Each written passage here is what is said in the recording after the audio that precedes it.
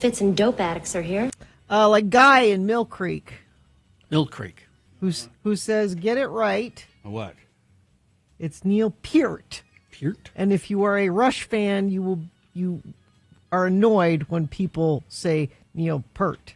It's Peart. Peart? Say it right. And if it takes that little bit of a thing to annoy you, then you need to get a life. Oh, Rush fans are very particular about Particular is not a good word for it. If they get upset by saying Neil Peart, particular is not the word for it, Gina. on this day in 1952, Yeah. Neil Peart was born. Had he lived.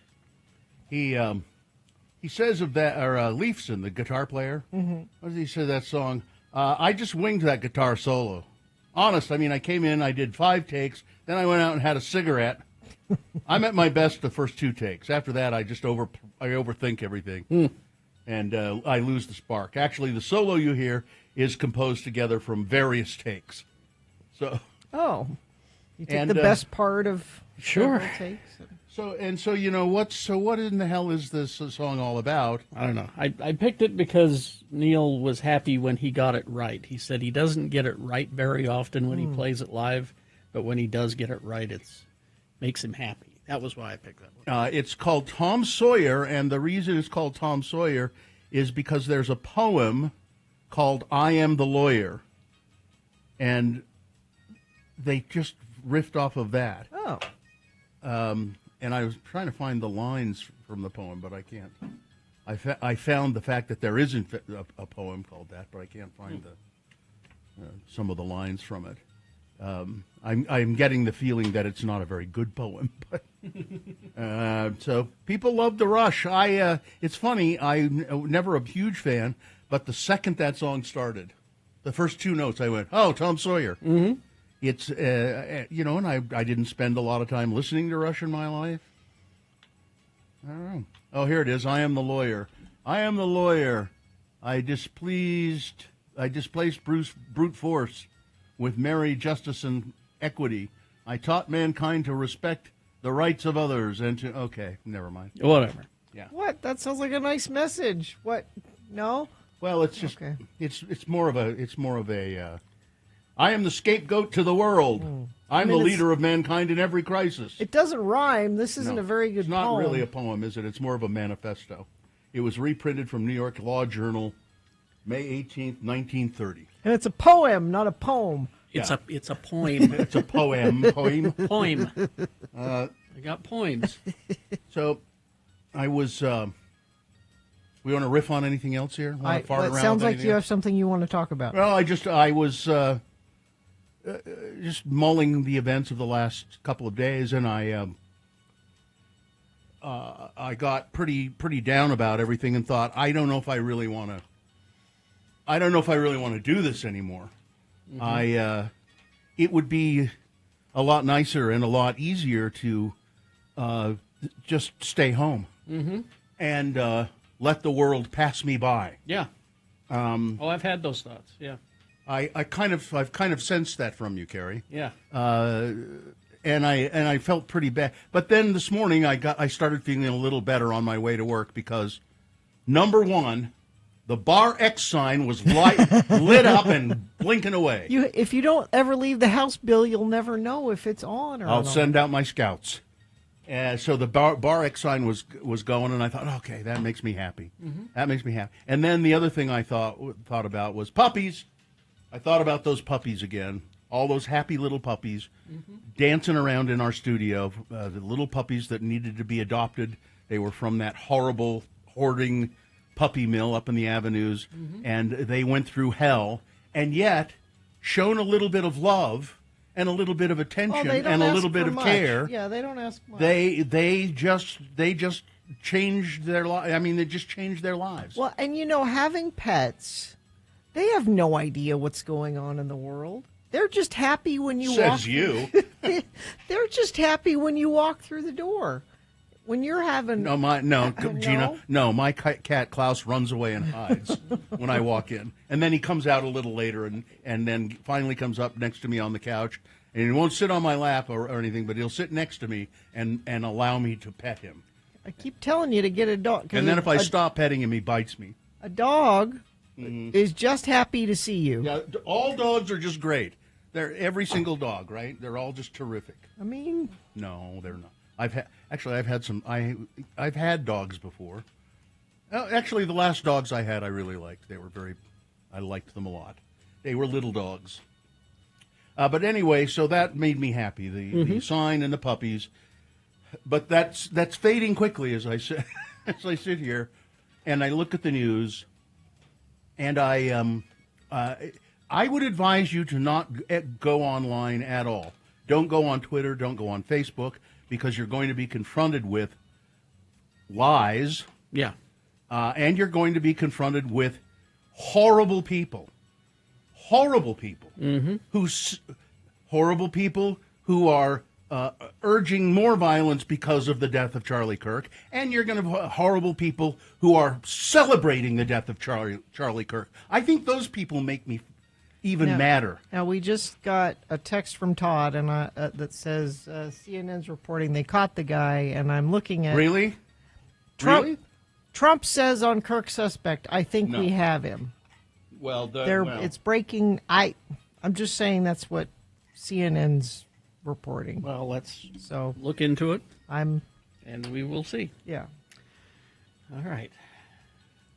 We take a break here? Yeah, let's... This has been Farting Around with Carrie, Bill, and Gina on X96, Radio from Hell. All right, we will take that break, and then we'll come back with your check-ins, 877-602-9696. Check in with us. We like to know how you're doing. Maybe you can check in with something that's pleasant. That's you say, Bill, it's okay. Don't withdraw from the world. There are still good things out there. 877-602-9696, or you can, of course, text us at 33986. Zero res. Now, follow me here. Okay. Wait a minute. I'm not sure I want to do that. What are you doing? Having a clean house is good for your mood. Is good for your... Yes, it is. It is. Well, it they just always is. say a clean house is next to godliness. It's if you want to be next to godliness, you should get your carpet. I'm serious. I feel better when my house is clean, when it smells clean. If you have not had your carpets cleaned in a long time and your house doesn't smell great, that might be why. Or your air ducts. That might be why your house doesn't smell great. Zero Res can take care of all of that for you. With their patented technology, get your carpets cleaned the right way without the use of detergents or harsh chemicals. Helps them stay cleaner longer. It's safe for both kids and pets. And because they don't use those soaps and things, your carpets dry a lot faster. This is hours, not days. This is a great time of year to do it. They've got a special going on. Get the carpet of any room cleaned for just $43. And a next offer, you can get 15% off air duct cleaning services when you mention X96. And you do that when you give them a call, 866-0RES, or go online at zerores.com.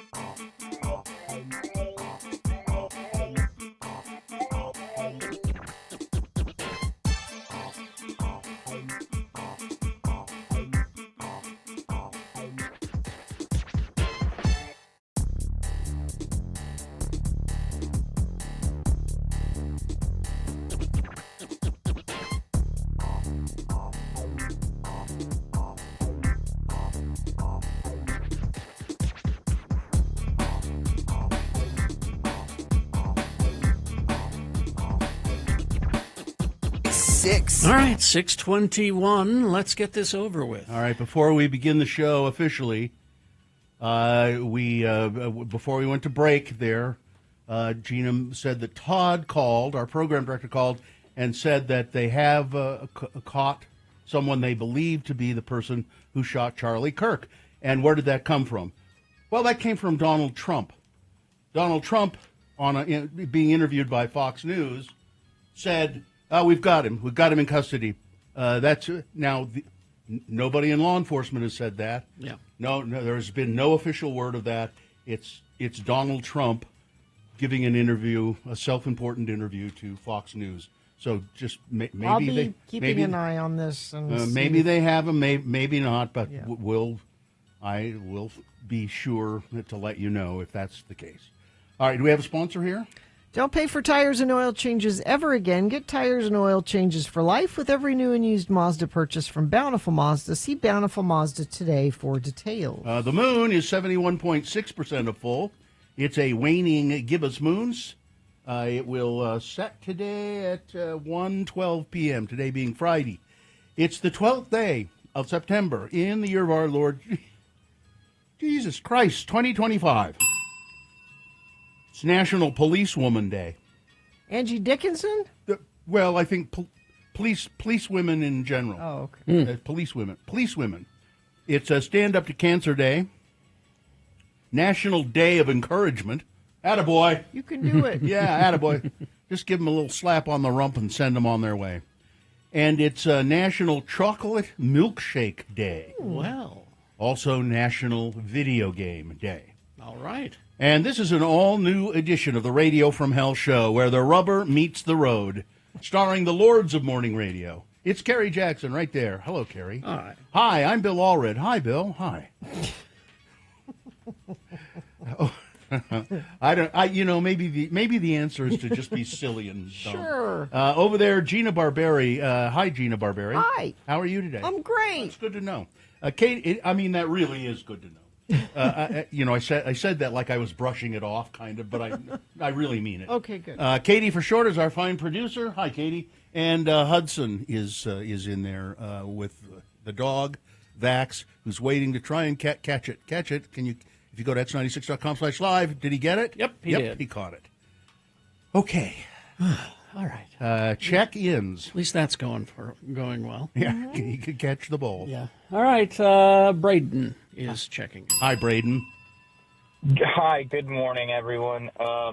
Hope you're all having a good day amidst all the depression. Yeah. I just wanted to say, whenever I'm feeling down or whenever, something discourages me, I look for opportunities to help others. I think that is one of the best ways to kind of get out of a funk is to help someone else, whether that be, help them mow the lawn, get some groceries, whatever it may be. Helping others can definitely... That's a good idea, Braden. Anybody out there who needs their lawn mowed, please send me an email and I'll come over and mow your lawn. See if that makes me feel better. Yeah, you're right, though, Braden. You're right. I didn't mean to say he wasn't right. I was trying to be humorous here, Gina. It's because we need humor. Braden, are you going to go draw some blood? I am today, Bill. Yes, sir. All right. Well, you do good work. Well, thank you, sir. And so do you folks. If it weren't for you guys, I don't think my mornings would be as enjoyable. They'd be enjoyable, just not as enjoyable. Yeah, right. Yes. Okay. Yeah, that's good. That's a good qualifier. Thank you. All right. Thank you, Braden. Thanks, Braden. See you later. See you, Dick. All right. Thank you. Let's go to Sid. Hi, Sid. Hi, friends. How are you feeling today? I just wanted, fine, Okay. just fine. All right. I just wanted to remind you guys that you are the good. I mean, I've been listening since I think 98, and you've been with me through major moments, and you help me make sense of the world and keep me calm. So things might not feel good, but you help us make Well, thank you, Sid. That always makes me feel better when friends of the program call in and let us know how they're feeling about it. But Sid, there are also people out there who hate our guts, who can't stand us. They think we're the worst, the lowest of the low, and they can't stand us.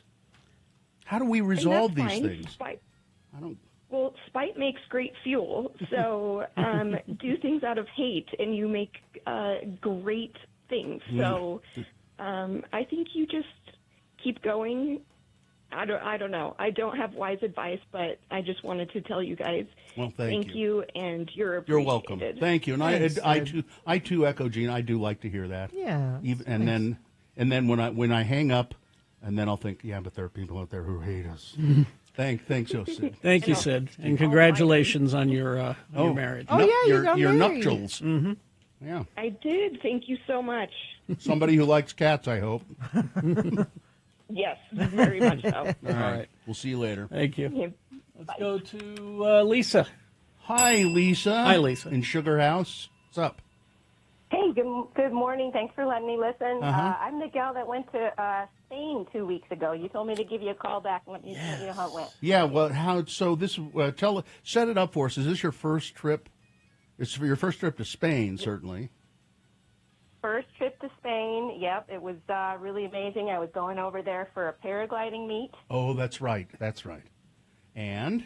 Yeah, so I went over a couple days early, did the Barcelona tour, saw all the Gaudi stuff. It was absolutely incredible. Now, to explain to people who Gaudi was, he was an architect who designed. Anthony Gaudi. Yeah, Gaudi, I think it is. Yeah, late 1800s, early 1900s. He designed the big work. There is the Sagra Familia, a giant chapel. Yeah, look it up, Gina. Look up Gaudi, Gina. Oh yeah, no, I've seen it. Oh, you've seen it. Yeah, it's very impressive. And it's just so unusual. Yeah, very, very fairy tale magic like, especially the Park Güell. He had these homes that looked like they were out of Hansel and Gretel. Mm-hmm. Yeah. And so in the paragliding competition, did you survive? Well, I guess you did. In fact, we all survived. It was good. We had some good weather. It was a little bit windy, but we had one of our longest tasks in the history of the meet, over 100 kilometers. And wait a minute. 100 kilometers means nothing to us Americans. Yeah. How far is that? I thought it was about 60, maybe close to 70 miles. 70 miles of hang gliding. Wow, man. All right. Paragliding. Paragliding. We didn't even have a frame. Oh, that's right. You just used the parachutes. Kyle Brown used to do that. Mm-hmm. Yeah. All right. Thanks for the report. Thank you, Lisa. I'm glad you had a good time. Thank you. And congratulations on your daring do. All right. Thank you. Sketchy Blake checking in. Let's see. Wrong poem. The poem by Pi Dubois that inspired Neil to write Tom Sawyer is called Louis the Lawyer. Oh. Which is, I guess, different. I told you, Rush fans are very particular that you get things right. I'm happy to be corrected. Mike in Nashville checking in. If you ever start feeling down, just remember Dabo Swinney. It's just funny to say that. Yeah. That's true. Let's see. Mixer driver Shane checking in from Orem. Right Wing Wade has some traffic for you. Richard, who's not a dick. Mornings are better with y'all in it. Cammie from Kearns. Tiffany from West Jordan. My positive thing is I'm finishing up college and getting my first associate's degree in over a week. Well done. Let's see. Kira and Andy checking in. Midvale's Rousdower has some more traffic for you. Ella the Nanny. Mr. Snow from Farmington checking in.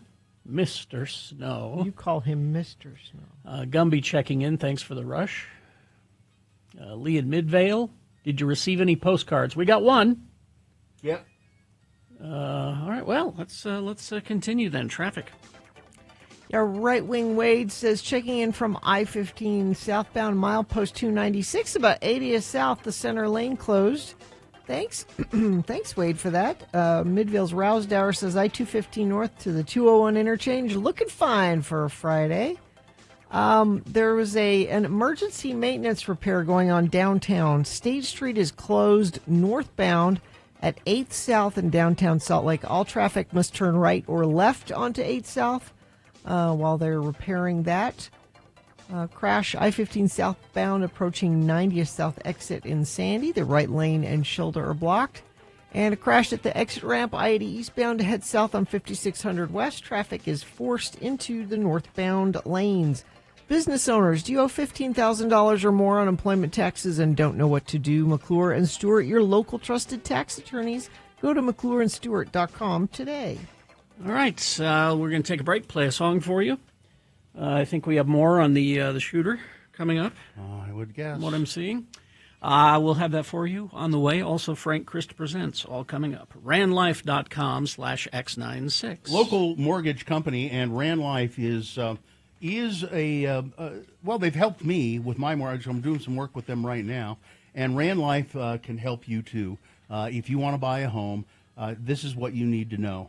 The state of Utah is giving out up to $27,500 to help you buy a home. I mean, seriously, this isn't just a gimmick of some sort. It's real money to help you buy your first or even your next home. And the best part is most down payment assistance programs like this come with a second mortgage payment, but not this one. There's no second payment ever. And Rand Life can help you access that money, show you how to do it. They've always been experts at making housing more affordable, and now they've got this program that's changing the game. Go to randlife.com/X96. See if you qualify for this program, this state assistance money. That's randlife.com/X96. Let's make your dream home a reality.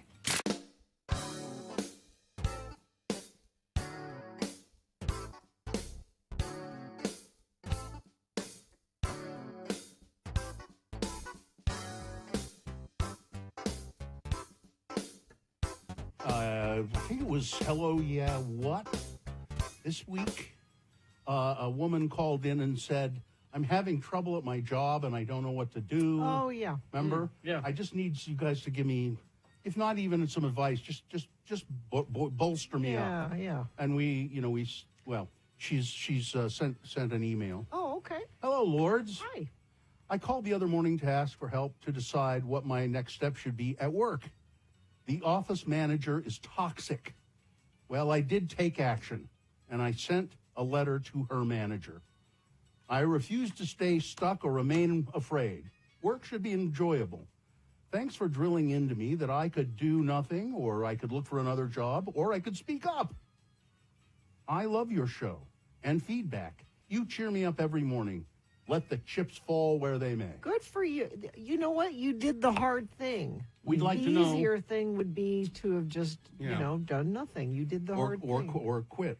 Oh, quitting's a hard thing, too. I hope we hear from you. I want to know where those chips fell. Yeah. So if you're listening this morning, or I'll send you an email, let us know. And we're always happy to offer advice, although it's not, we're not professional. It's not necessarily good advice. We've actually been through a lot and seen a lot, though. That's true. Yeah. And then the other thing is, yesterday I went to the pharmacy because that's where I like to go. I go to the pharmacy a lot. And it's the university. Got a spare half hour. I'm going up to the pharmacy. Yeah. See if they got anything for me. Yeah, sometimes doctors just call in prescriptions and don't even tell me that they're going to do it.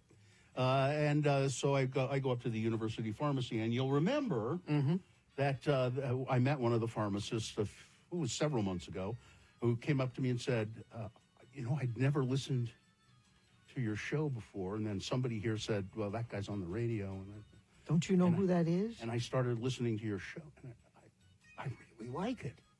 And I said, well, thanks. Are you going to keep it? Yeah. His name is Phil, and he's a pharmacist. Phil the pharmacist? Phil the pharmacist. And he's just, I don't have much interaction with him when I go up there because he's busy pharmacing. Mm-hmm. He's counting pills in the back. Yeah, he's doing stuff. He's filling prescriptions. I mostly have interactions with the techs, the people who run, look up things and go get the medicine and all that. And but occasionally, Phil, I say something to him, and we'll have a brief conversation. Well, I was at the pharmacy yesterday, and I had to wait a few minutes for my prescription, and he came up to me and he said, I heard you guys talking on the radio the other day about Zots, the candy. Mm-hmm. And Carrie said he hadn't seen Zots for a long time. Yeah. And I used to eat them all the time. Yeah. Well, here, he said, we have Zots here. Oh, really? And he said, so here, They have Zots at the they do. farm? Oh, he said wow. we started selling them a few months ago, and I'd never really heard of them. He said, and by the way, Phil is the pharmacist that when I told my wife the story about Phil, she said, "Yeah, great. You're building your show one pharmacist at a time." That's right. That's right. That's how we do things. But so he gave me the blue Zots, the orange Zots, and you want to try a Zot? Gina, have you ever had a Zot?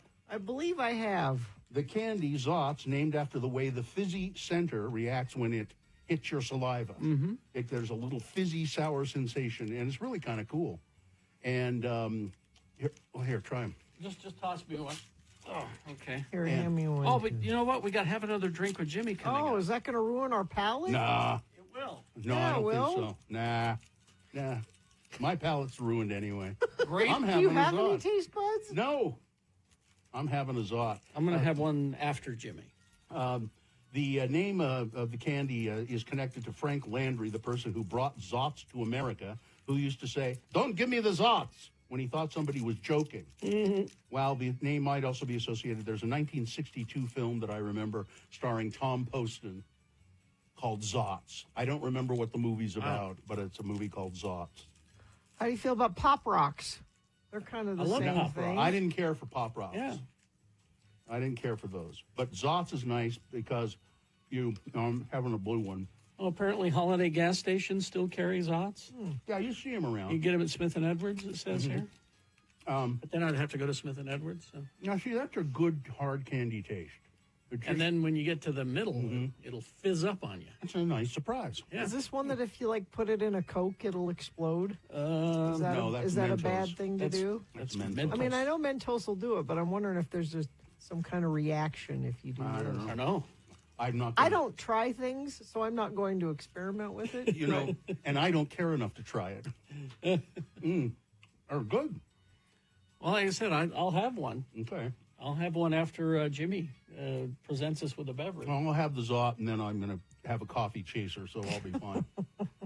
What flavors did you get? You got grape and what? Let's see, the orange, and what's the purple? Purple's That's grape. great. Grape. So you got grape and orange. Grape and orange and what? Oh, and blue.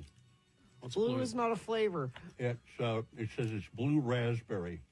Now, okay, I have a question about blue raspberry. What? Because raspberries aren't blue. Where did blue become the color for raspberry? Because raspberries are not blue. I They're don't- raspberry colored. There's a whole color named after the raspberry. I hate to break this to you, Gina, but blueberries are not blue either. What are they? Purple? They're purple. Well, they're purple, I guess. They're purple. It depends. Sometimes they look pretty blue. Sometimes. On the plate, they're purple. But raspberry itself is a This is color. true. This is true. It's not a real flavor or color. I know.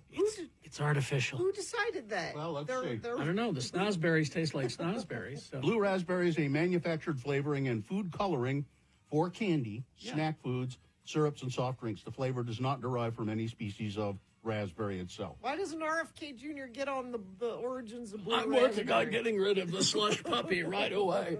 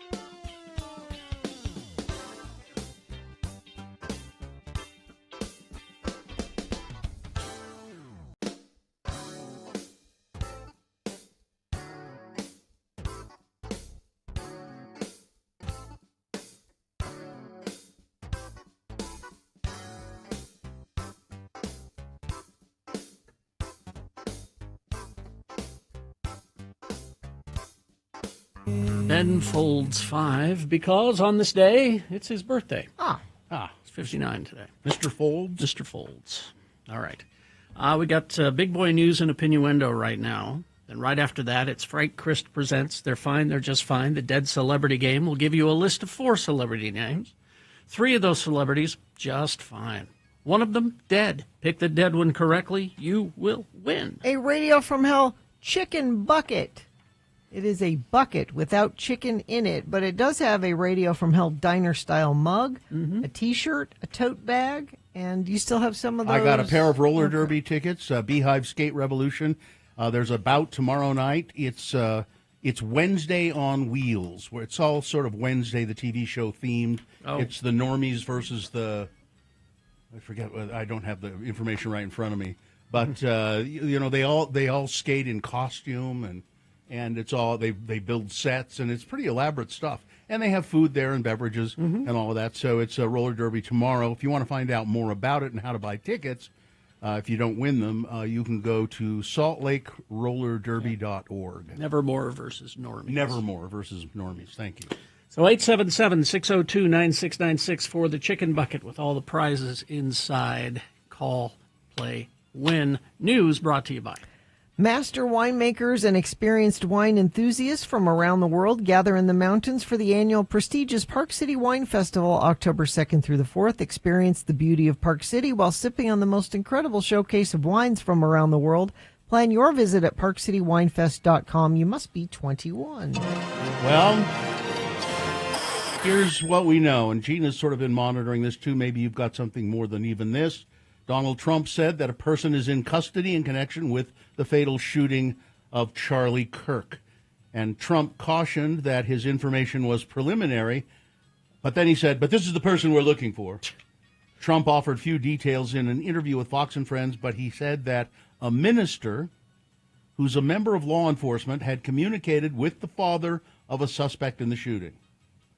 Yeah, just NBC says police have taken into custody the man they believe is responsible for shooting and killing Charlie Kirk. A family member saw the photos of the suspect in the shooting and turned him into police, 2 senior law enforcement officials say. Well, neither FBI or other law enforcement agencies have confirmed Trump's account officially. The president's comments came after the authorities released video and photo images of a person seen on a nearby roof during the shooting of Charlie Kirk on Wednesday. And I think we said this on the air. The pictures were remarkably clear, and we said that somebody knows this guy, and I'm betting it's going to be a family member. Yeah. Who turns like him you in. were saying off the air, that's what happened with the Unabomber. Unabomber. His brother finally turned him in. But that was a fascinating case, too, because his brother sort of for a long time, I think it was years, suspected, this sounds like my brother, but he never, and then finally he couldn't stand it anymore. And I think he felt guilty that he hadn't done it earlier because some other bombings had occurred. But at any rate, hopefully they have a suspect in hand, and more will come out now about motive, perhaps. Vice President J.D. Vance and his wife, Usha, departed Salt Lake City Thursday afternoon to escort Charlie Kirk's remains to his home near Phoenix after Kirk was shot here in Utah on Wednesday. Air Force Two landed at the Utah National Guard's Roland R. Wright Air Base in Salt Lake City.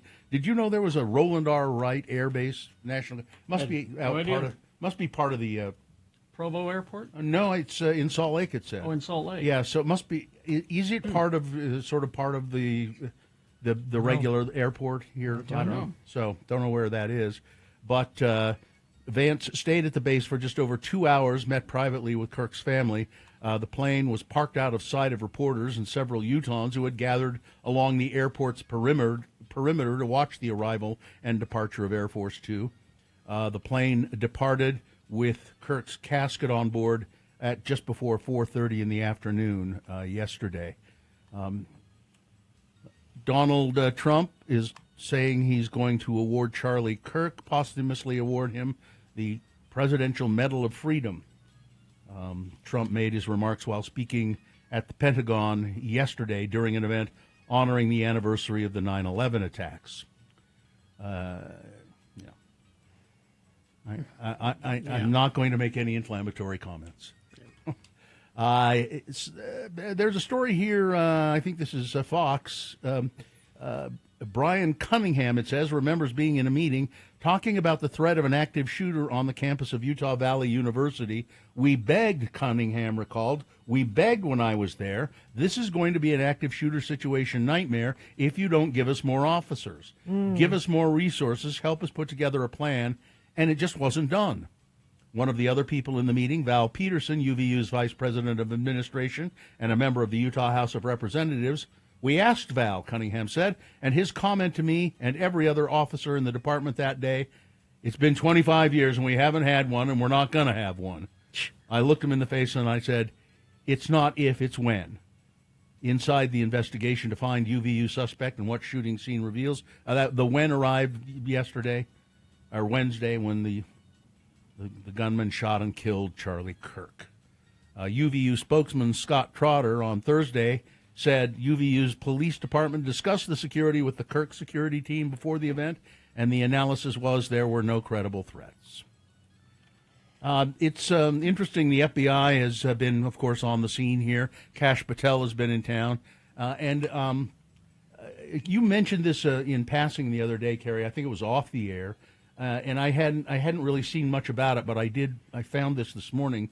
Kash Patel fired the legendary special agent in charge of Utah's FBI division just a month before she would have led the ongoing manhunt for Charlie Kirk's assassination. Yep. And the word there is the legendary special agent. Oh, everybody looked up to her. This special agent in charge in Salt Lake, Mehtab Syed, was pushed out of the role in August, despite former agents saying, no, she's the best in the Bureau. Yeah. Really? Truly a humble servant leader who treats coworkers like family, said former FBI agent Christopher O'Leary, an MSNBC national security contributor who worked with Syed.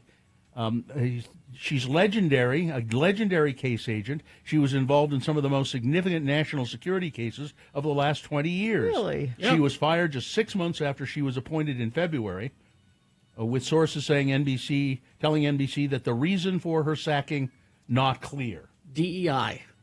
Really? Oh, think. because she's a woman. She's a woman. She's a woman and a woman of color. And, well, we can't have that. Associate Clearly, Deputy. she can't be. No, she was revered. They loved her. Associate Deputy Director J. William Rivers, who worked for Patel, and Deputy FBI Director Dan Bongino, reportedly told Syed that she wasn't a good fit for the office. She was instead offered a lower-level job in the FBI field office in Huntsville, Alabama, and she said, I think rather than take a demotion, I'll just retire. Thank you. She previously held a number of significant FBI roles, including head of cyber terrorism and counterterrorism in the L.A. field office, chief section counterintelligence at FBI headquarters, and an assistant legal attaché in Pakistan during the height of the U.S. war with al-Qaeda. It's just shameful. Brazil. Former Brazilian President Jair Bolsonaro was convicted by a Supreme Court majority on Thursday of plotting a coup to remain in power after losing the 2022 election, a powerful blow to the movement he created. The presumptive ruling by a majority of a panel of 5 justices in Brazil's Supreme Court makes Bolsonaro the first former president in the country's history to be convicted of attacking democracy. The criminal case is almost a meeting between Brazil and its past, its present, and its future, said Justice Carmen Lucia before she voted to convict Bolsonaro of attempting a coup. This is a reference to previous attempts to overthrow democracy in the country's history. There was ample evidence, she said, and Bolsonaro's going to go to prison for 20-plus years, I believe it was. Good. The median wages of black Americans declined in 2024. According to new data from the U.S. Census Bureau, the report compared 2024 to the previous year and found black Americans' wages fell an average of 3.3%. Asian and Hispanic households, however, saw some income increases of more than 5% during the same period. The median household income for white Americans showed no significant change from the 2023 levels. And finally this. Pedro Pascal has sued Chilean entrepreneur David Herrera over his Pisco brandy, which he calls Pedro Piscal. claiming intellectual property violations. Herrera registered the trademark in 2023, and he began selling the 40-proof premium Pisco in 2024 for just over $13 a bottle. Pascal's attorneys argue the name could mislead consumers into thinking that The Last of Us and Mandalorian star endorsed the product. Herrera defends his choice, saying Pedro comes from Pedro Jimenez, the white grape variety used to make the Pisco, and Piscal is directly related to Pisco. It's just a play on words. But in no way am I trying to reference the actor by calling it Pedro Give Pisco. him a piece of it. Yeah, give him a little dough. All right. 877-602-9696 to play Frank Christ Presents. They're fine, they're just fine. Call now. Play, win. 877-602-9696. It's a chicken bucket full of prizes. Does not contain any actual chips. No. Sports, weather, traffic. Well, this is kind of sad news. Utah's own Shaun White and, the flying tomato. He's not from Utah. He lives here. And Nina Dobrev are breaking up. Oh, no. They got engaged in September. They've been together for a long time, though. Yeah. In 2020, they've been dating since then. And a source close to the pair says, do we have any sources close to us that will report things when they happen to us? Yeah. Oh, yeah. A source close to the pair says it was a mutual decision and it was made with love and deep respect for one another and wasn't easy. I want more information. You know it's who none of my business, but I want more The information. source close to us is Von Kaufman. What? It's an inside joke. Let's see. NFL last night. Green Bay Packers looking pretty good. 27-18 over the Commanders. Now, who's their quarterback? It's not Jordan Love, is it? Well, he's been hurt. I didn't watch. I'm not sure who played last night. I'll look into that for you, Bill. Thanks. Let's see. College football this weekend. You've got the Utes in Wyoming at 6 o'clock tomorrow. Utah State and Air Force tomorrow. Weber State and McNeese State, and BYU needs a break already, so they're not playing tomorrow. Real Salt Lake playing Sporting KC tomorrow. Utah Royals play Houston Dash on Sunday. That's your sports weather. About a 20% chance of thunderstorms. I heard some rain last night as I was going to bed. There's a little rain overnight. Could have that again today. 81 for a high. Little cooler tomorrow. 78 with a 30% chance of afternoon showers. And then the sun comes out for good on Sunday, and we start warming back up again. Traffic, just a reminder that State Street at about 8 South, I had to close it for some emergency maintenance repair. All traffic must turn right or left on 8 South due to that emergency. Crash on the exit ramp, I-80 eastbound heading south on 5600 West. And whatever you're seeing, you can share it with us. 33986. Spooks Boutique, the go-to destination for oddities, curiosities, antiques, collectibles, provided by a community of local artists for over 13 years. 3453 South State Street. Spooks Boutique is where Halloween is not a holiday, it's a lifestyle. Frank Christ has joined us in the studio. Frank, just so you know, Jordan Love was playing last night as the Packers won. He's fine. He's just fine. He's fine. He's just fine. Do you do celebrity football players? No, I do not. No sports figures. No, that's DiMaggio, Christ. That would be baseball, wouldn't it? Yeah, the baseball players. Frank has joined us. We play the game we call Frank Christ Presents. They're fine. They're just fine. Because you see, Frank Christ is a grim reaper, and he reaps the souls of celebrities when they die, and it's very painful for him to have to do that because he loves them. Everything they say and do is right. I know. We all want to be just like them. I sure do. Frank is, as you would expect a reaper to be, a skeletal figure. He wears the robe, he has a scythe, and he looks every bit as scary as... The only thing that's not scary about you is the fact that you ride an electric scooter. Well, I care about the environment. And your voice isn't scary. It's kind of soothing in a way. Well, this is my, just everyday voice. Oh, I see. This isn't my professional voice. You can really turn it on. Yeah. Do we have a contestants to play Frank Christ Presents? Kobe is here. Kobe, Kobe,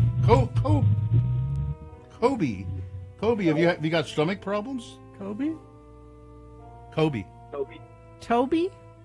We can barely hear you. With a C. Kobe. Okay. Hold on. Hold on.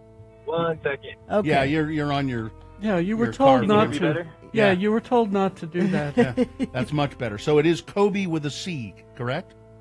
Yeah. Okay. Kobe All with the C. Yeah. All right. And how are you today? I'm good. I'm pulling over so I don't get pulled over. Okay, good idea. move. Now, Kobe, because today is National Video Game Day, Frank has given me a list of actors in films based on video games. And 3 of the actors on this list are, as Frank says, They're just fine. but one of them he has taken. Oh. And if you can identify the dead celebrity, you'll win that chicken bucket prize. Are you ready? Yeah, I'm ready. Okay, here we go. Name the dead actor. Number 1, Charlotte Rampling.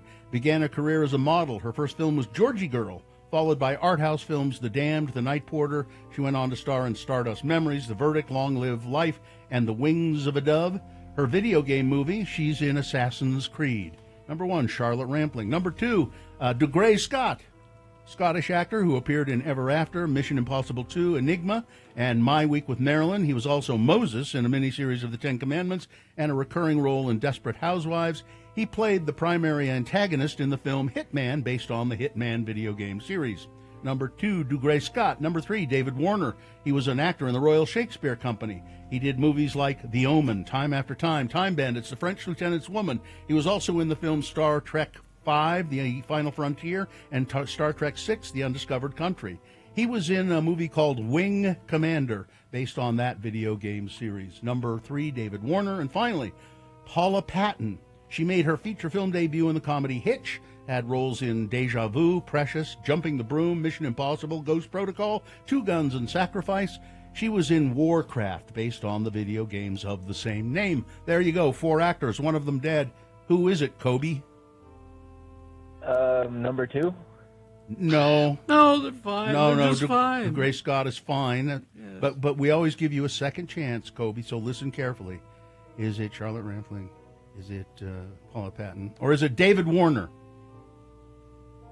David Warner. Yes, indeed. It is David Warner.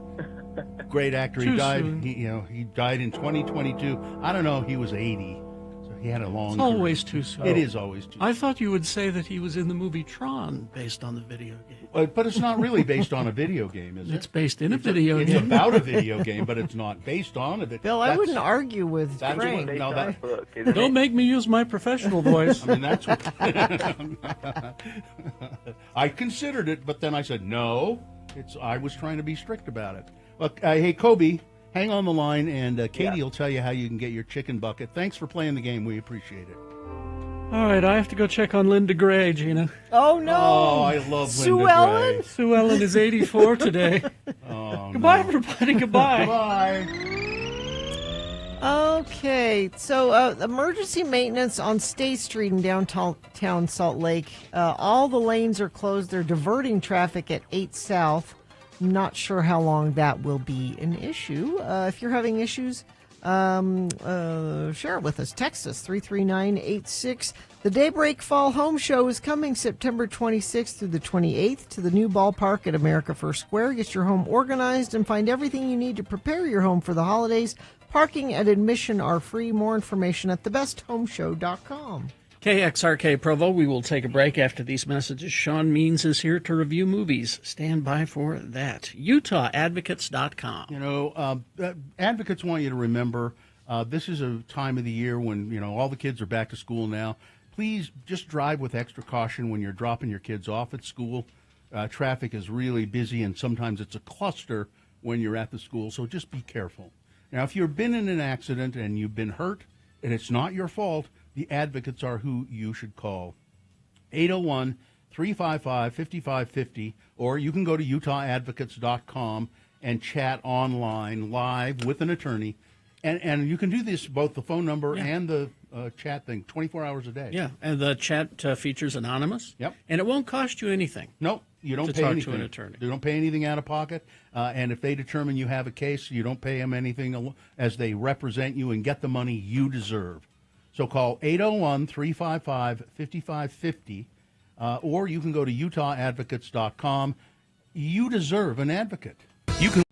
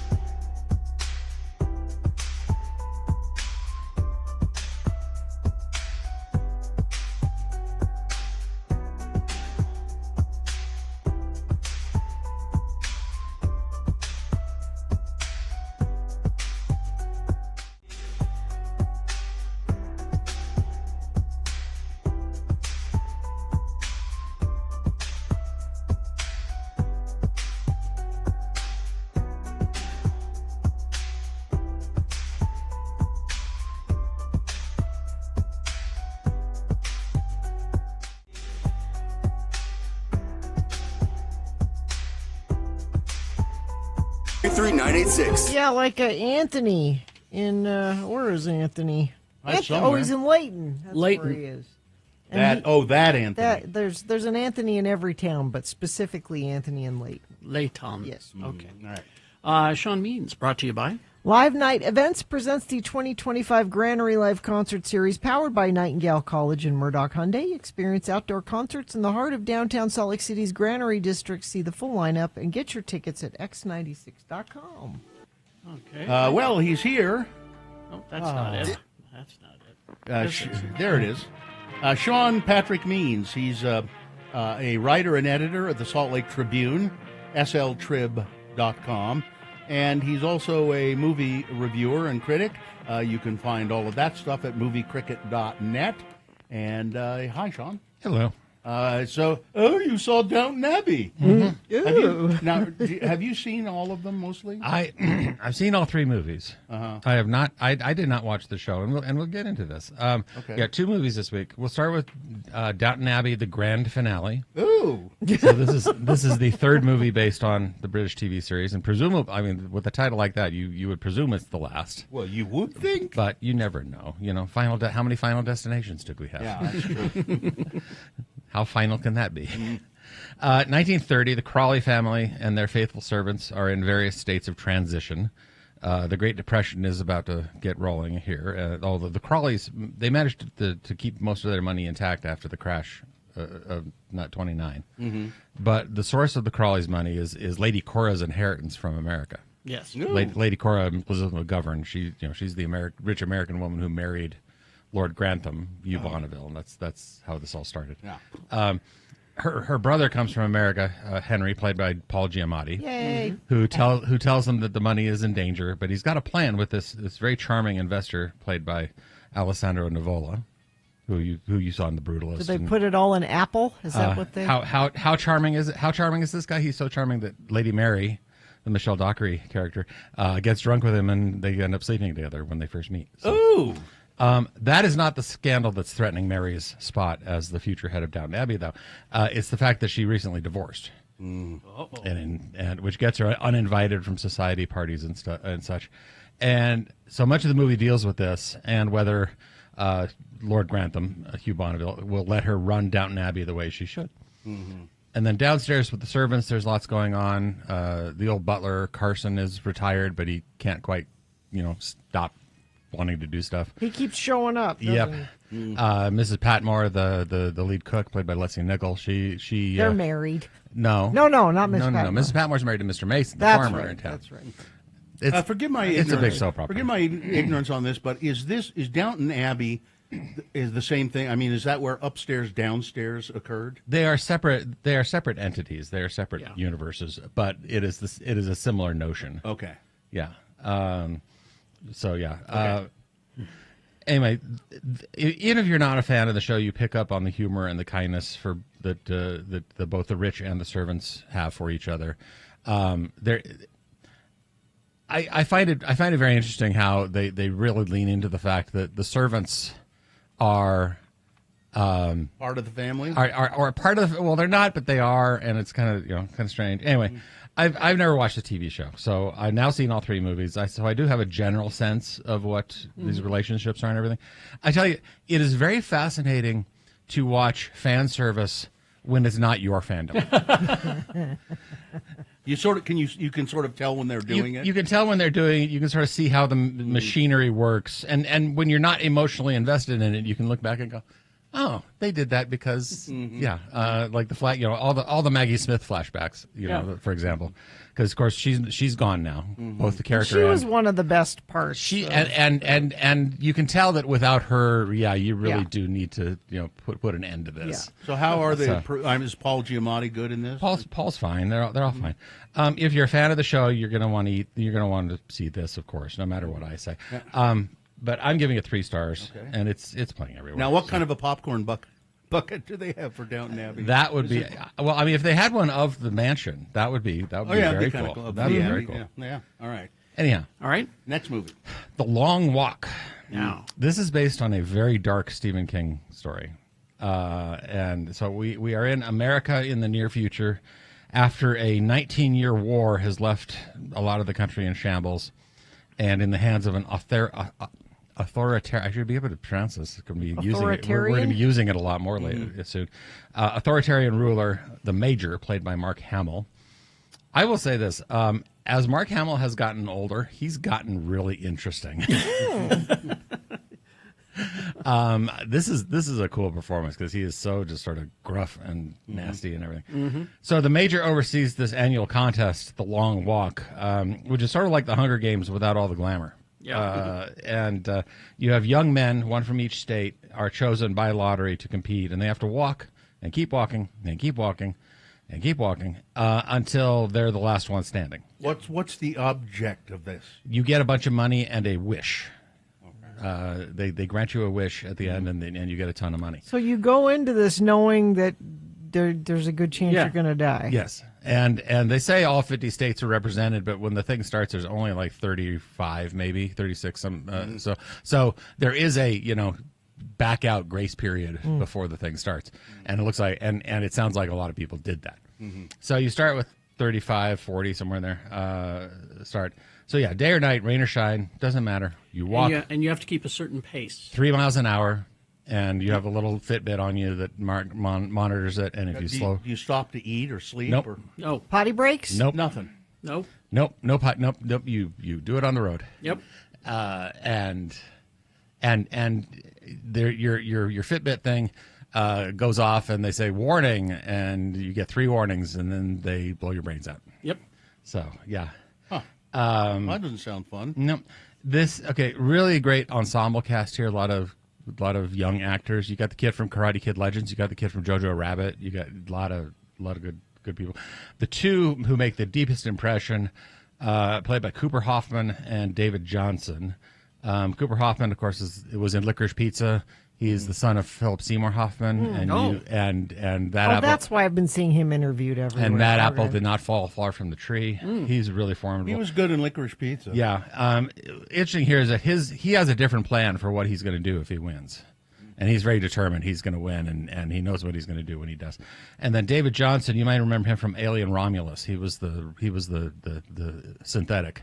Yeah. And that character is like an eternal optimist, even in horrible conditions. It's a great back and forth between those two main characters. So, really good performances. Really, and seeing this in this very bleak, very brutal, very oh God, I hope that doesn't happen to us sort of world right now, for reasons we can talk about, is fascinating and chilling, and is really just an emotional experience. When Stephen King wrote this, it was he was young, and it was in response to the Vietnam draft lottery. Right. And this was thought to be was obviously an allegory of sending off young men to be fodder for war. Yeah. And once again, it shows something about how Stephen King is such an amazing storyteller just generally, but that he's also a very malleable storyteller. That the stories that he has created can work for any, will work in all purposes and can be adapted to whatever scenario is going on in the time. Anyway, brilliant movie. 4 stars. A rare 4 stars. Only the third one this year. Wow. I checked. Wow. What were the other 2? Sorry Baby and Materialists. Okay. So, but yeah, walk home. Right, 4 stars. I'll go. Go. All right. Apparently, it's pretty brutal. Yes, it's very nasty, gory. Yeah. All right. Thank you It's very much. just perfect for you, Gina. I'm there. All right. Thank you, Sean. Moviecricket.net. Traffic, Gina. Crash northbound I-15 approaching Timpanogos Highway, blocking the HOV lane and left shoulder. Traffic is slowing back to 2100 north. I know earlier this morning they had closed State Street northbound at about 8 south in downtown Salt Lake due to emergency maintenance repair. I haven't seen an update on that, but I would avoid that area still, because my guess is it's still going to be an issue. If you're in that area, or whatever area you're in, tell us about your area. Text us 33986. All right, we've got Boner of the Day coming up. Here are the candidates you'll vote for this time. Boner candidate number 1, The Carolina Panthers hire only the best people to do their public relations. Boner candidate number 2, this was not a comment, it was a stupid mistake. And boner candidate number 3, totally out of line. All right, we got big boy news, opinioendo, boner of the day coming up after some messages and a song. Stand by. BigOTires.com. You know, when you see the Big O Tire sign, it says big, and then there's an O, and it's a tire. I never noticed that before. It's a tire. I just noticed that. I had a great experience there the other day at the one on Highland Drive. Now, I had a nail in my tire, and I needed it fixed. But while I was there, I was entertaining the idea of getting a new set of tires. The nice people there at Big O gave me 3 different estimates for 3 different kinds of tires, told me what their features are, but no pressure. It was like, take these home, think about it, and when you're ready to do it, give us a call. You know, I always get I don't even have to have them do that. I just say, put the Big O brand tire on these. I love those tires. Big O does all kinds of other stuff, too, off-road accessories like shocks, struts. Your lift kits, you know, you jack your truck up so you don't hit rocks and stuff when you're out there. So go to BigOTires.com. You can make an appointment online. Find a store near you. Big O Tires, the team you trust. Did you know...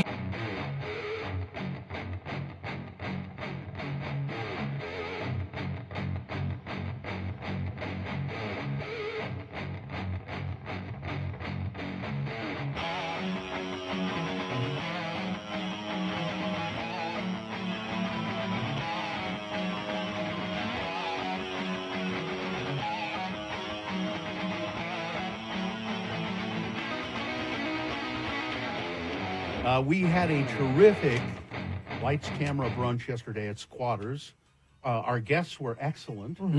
Scott Chester, who's worked on a lot of movies as a production unit manager and all kinds of He had some jobs. good stories. You should listen to the podcast, which Katie's going to post. I'm going to edit it down, but it will be posted later today after Yeah, work. it's a whole recording about I'll just say this. Sharon Stone's a bitch. That's what I'll say. Also, Dallin Weeks was great from I don't know how, but they found me. Yes. He was terrific, and we had a good time there with Dallin. Good beat Gina. We had really funny questions and answers and audience participation. You know what I noticed about this year in particular? Lots of parents and their kids were there. Well, it was nice that it was finally an all ages event. But I mean, even they were Has like, it not been in the past? No, that used to be a 21 and older bar, as Squatters had it, but it actually turned into a restaurant this year. Oh, it did. Yeah, and so that's why we were allowed to have under 8 or non-21. but lots of multiple people came up. Whole families would come up and say, you know, I've listened to you since KJQ, and now my kids have grown up. And even like third generation, I talked to a couple people who said, and now my grandkids are listening to the Radio from Hell show. And we So got, nice to and then meet people you. brought us presents too, which is really. You don't have to do that. Yeah, you do. No, I you listen. don't. I enjoy getting the presents. That's great. But the more you bring, the better. Even Vax got a present. Yeah, what did he get? Vax has a fan Your club. dog. Apparently, yeah, Vaxodan, my dog, has a fan club now of 2 dogs, Luna Lovegood and Lily Potter. Oh, and, cute. right. And they even made him this precious little bandana that says Vax Radio Lab, and it has dinosaurs on the other side. Oh, He wore it to work today. Yeah, he's been wearing it around because it's really cute. Plus, his birthday's on Wednesday, so. Cement Dave and his wife were there. They brought soap. Soap. The radio. The from Hell. unofficial Radio from Hell show. Yes. And it's very nice soap. It's that glycerin based kind of soap. And then somebody, who gave us the Christmas ornaments? Michelle? Yeah, I think it was Michelle. Yeah, Michelle. We all got one. Yours broke. And then yours got knocked off. And mine the got table. knocked off the table because It's a Santa. It's a black Santa I don't know if Claus. Cement Dave wants me to actually tell you this, but I'm gonna anyway. He already has a new one on order for you. well, thank you. Oh, that's nice. That's nice. He showed me a picture. I was going to offer before I you left. mine, but Yeah, it was very sad to see it get knocked over and broken. Who gave No, us this I've stuff? been trying to remember the name of the woman that brought us the candies, Carrie. Do you remember? Because you were right there. remember. I want to say it started with an L, but I don't Is want to this be all rude. candy? There were so many people. Yeah. But So she brought it up. It's from These are all sweets are handmade, fresh, hand dipped, and decorated. Prescription for Sweets, I believe it's called. Prescription for sweets. Yeah. Size, shape, and weight of each piece will vary. due to the absence of preservatives in the sweets. Consume within 2 weeks of being at room temperature. To increase shelf life, refrigerate immediately upon receipt and keep refrigerated for a half hour to an hour before eating. Let them be that stuff looks delicious. I gotta say. I know there's a couple of truffles. I think these are some of the truffles. There's snickerdoodles or something. I know those are truffle with cinnamon sugar or something. These are little cookies. They're I think they're chocolate covered more toffee. It might be toffee. Oh. She said there was pecan toffee. Yeah, there's toffee of some sort. Oh, hey. Yeah, pecan toffee and yeah. Yeah. Mm-hmm. Or toffee. Yeah. And then there's really I good. don't even know what most of this is, but you guys can put it in the refrigerator. The one that doesn't work.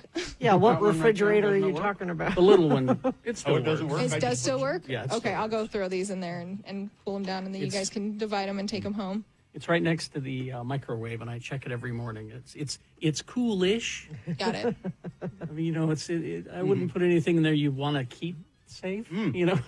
My God, this is good. It is. Oh, yeah. But I will get the podcast posted as soon as possible, and we'll get the videos and pictures all posted with it again as soon as I can. I'm a one-man band when it comes to editing that part and getting it all posted. It's a lot of extra work for Katie. We appreciate. I what also she have to does. go find and track down the person that has all of our photos. Yes. And it's over an hour long, I would think. Yes, it was. I think we cut it at about an hour and 15, and I did start the recording early, as always, to make sure that I get all of our fun little intro stuff going on. So I know I've got a little bit to cut down, but we did pretty good, and it was pretty fun. We start with Jimmy Santangelo doing a special toast, and opening a bottle of champagne to start the show. I hope you liked that I replaced your champagne with mine, because I wasn't allowed to drink yesterday. Right. It's Amanda, a.k.a. Prescription for Thank Sweets. you. That's Thank it. you. Thank you, Amanda. Amanda. Delicious stuff. Yesterday was so much fun. Love you guys. Thank you.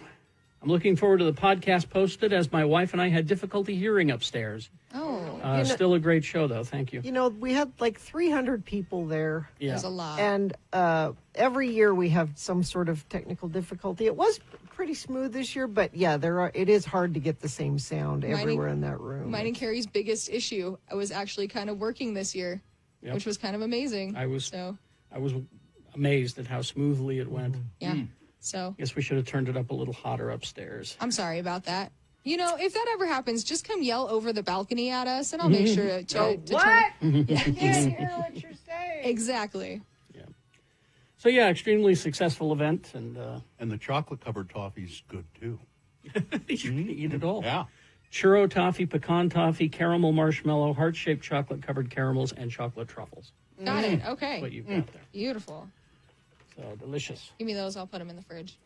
See, I thought it was the same person who gave us pecan toffee at the road home, but it was a different because the pecan toffee I had at the road home was delicious. That's right. That's right. But I can't wait to try this. It's going to be great.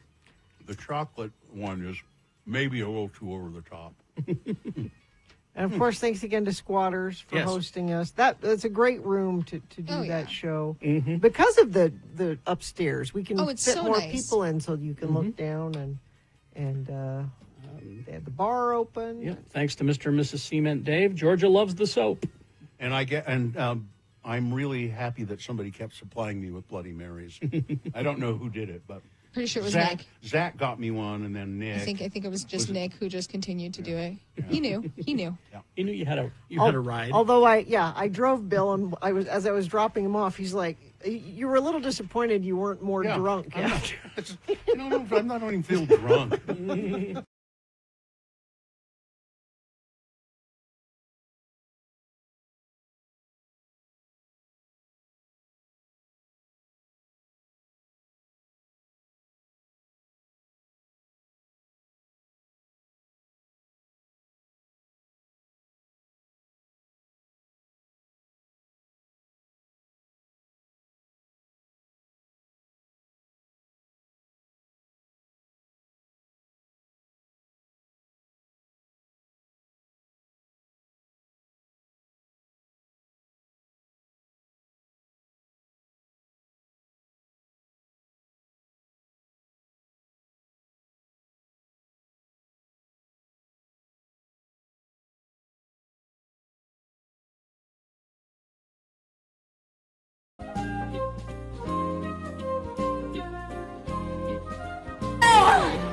right, 7:26 right now, and coming up in the news, we might have something. Do you want to start with that story and then go to the boners? If you want, sure. Let's do a little bit of that, and then we'll go to the boners. Okay.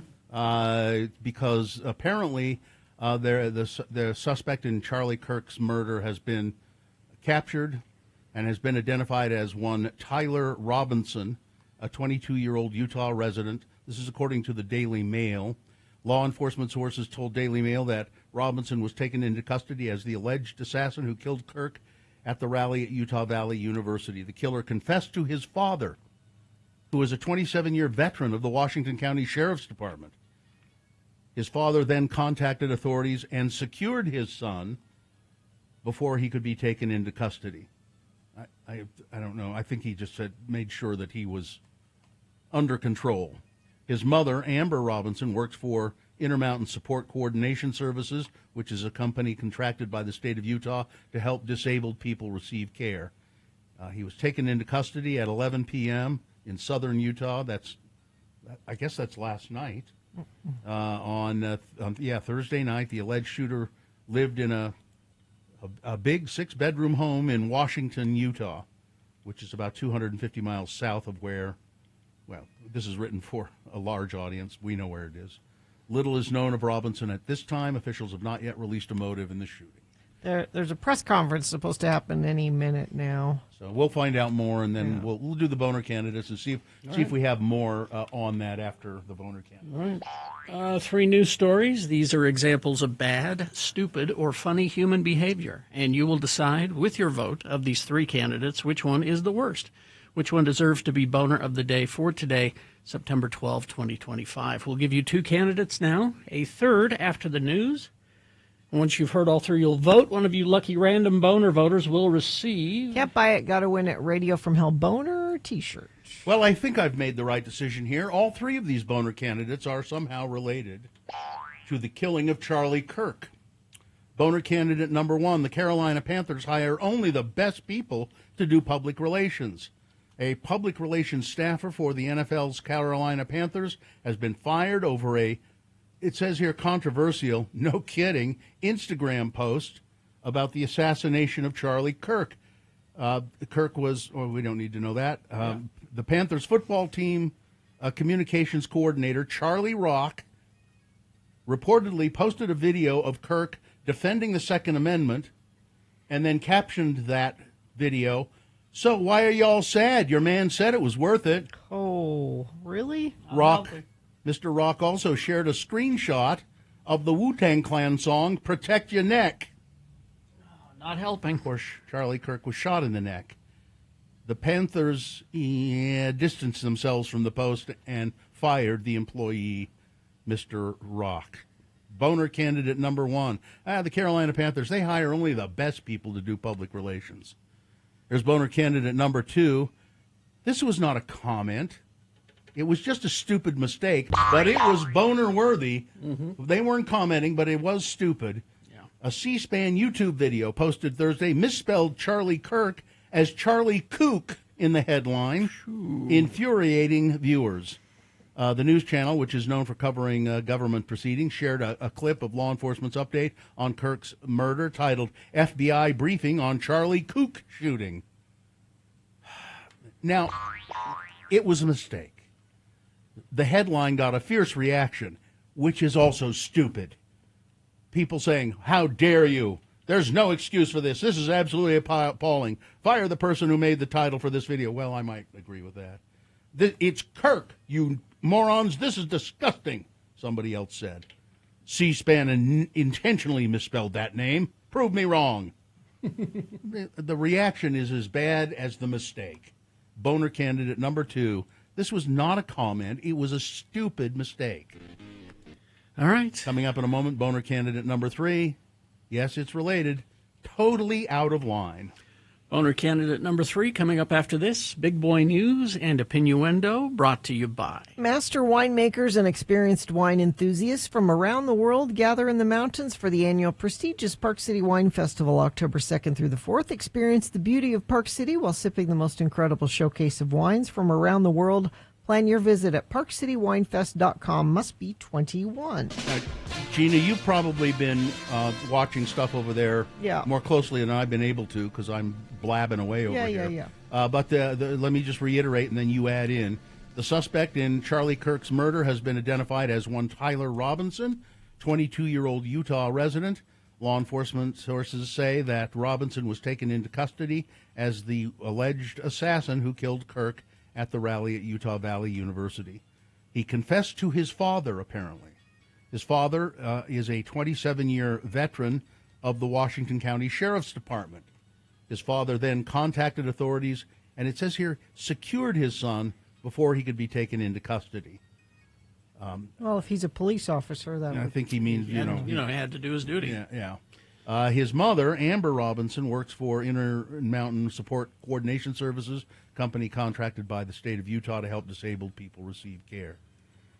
He apparently lives in a very nice home, $600,000 six-bedroom home in Washington, Utah. Now, that's. I mean, do we know anything else? No, I mean, of course, the internet is exploding with people doing. There's a bunch of pictures of him available now. He's young. He's 22.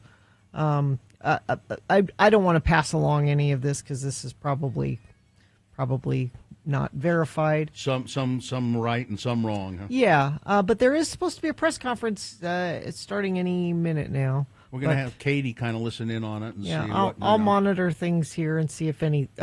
I don't want to pass anything along until something official comes. So what people are Katie and sort of be listening for this, Katie. What people are now interested in is why. What are his reasons? What was his motive? Why did he do this? What led him to this rash act? So be listening in for that, and whatever, if they have anything about that, let us know. Robinson's arrest comes after the manhunt stretched over a day and a half. Officials released surveillance video. They had some really clear surveillance photos of him, and we were pretty sure that if somebody would recognize him, and most likely it would be a family member. So there you go.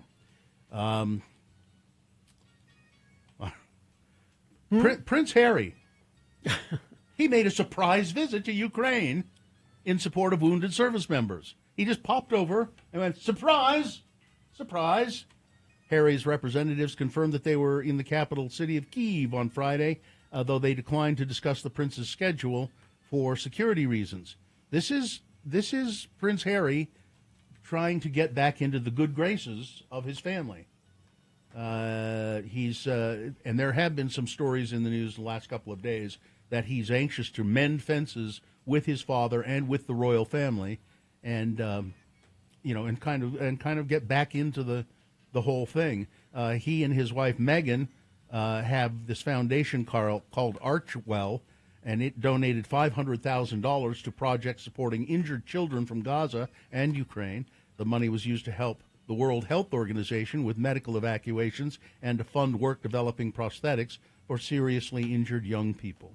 Now, Harry visiting wounded people in Ukraine, it seems like a stunt in a way, but it isn't. I mean, really, it's what they do. I was going to say this is the kind of thing that he has done in the past. Yeah, I mean, and it's it's kind of what the royal family is expected to do. Yeah. They do charitable work, and then they make appearances saying, I hope everything will be all right, and tell me what's going on. So it's because cameras follow them wherever they go, so they try to highlight places that need attention. Exactly.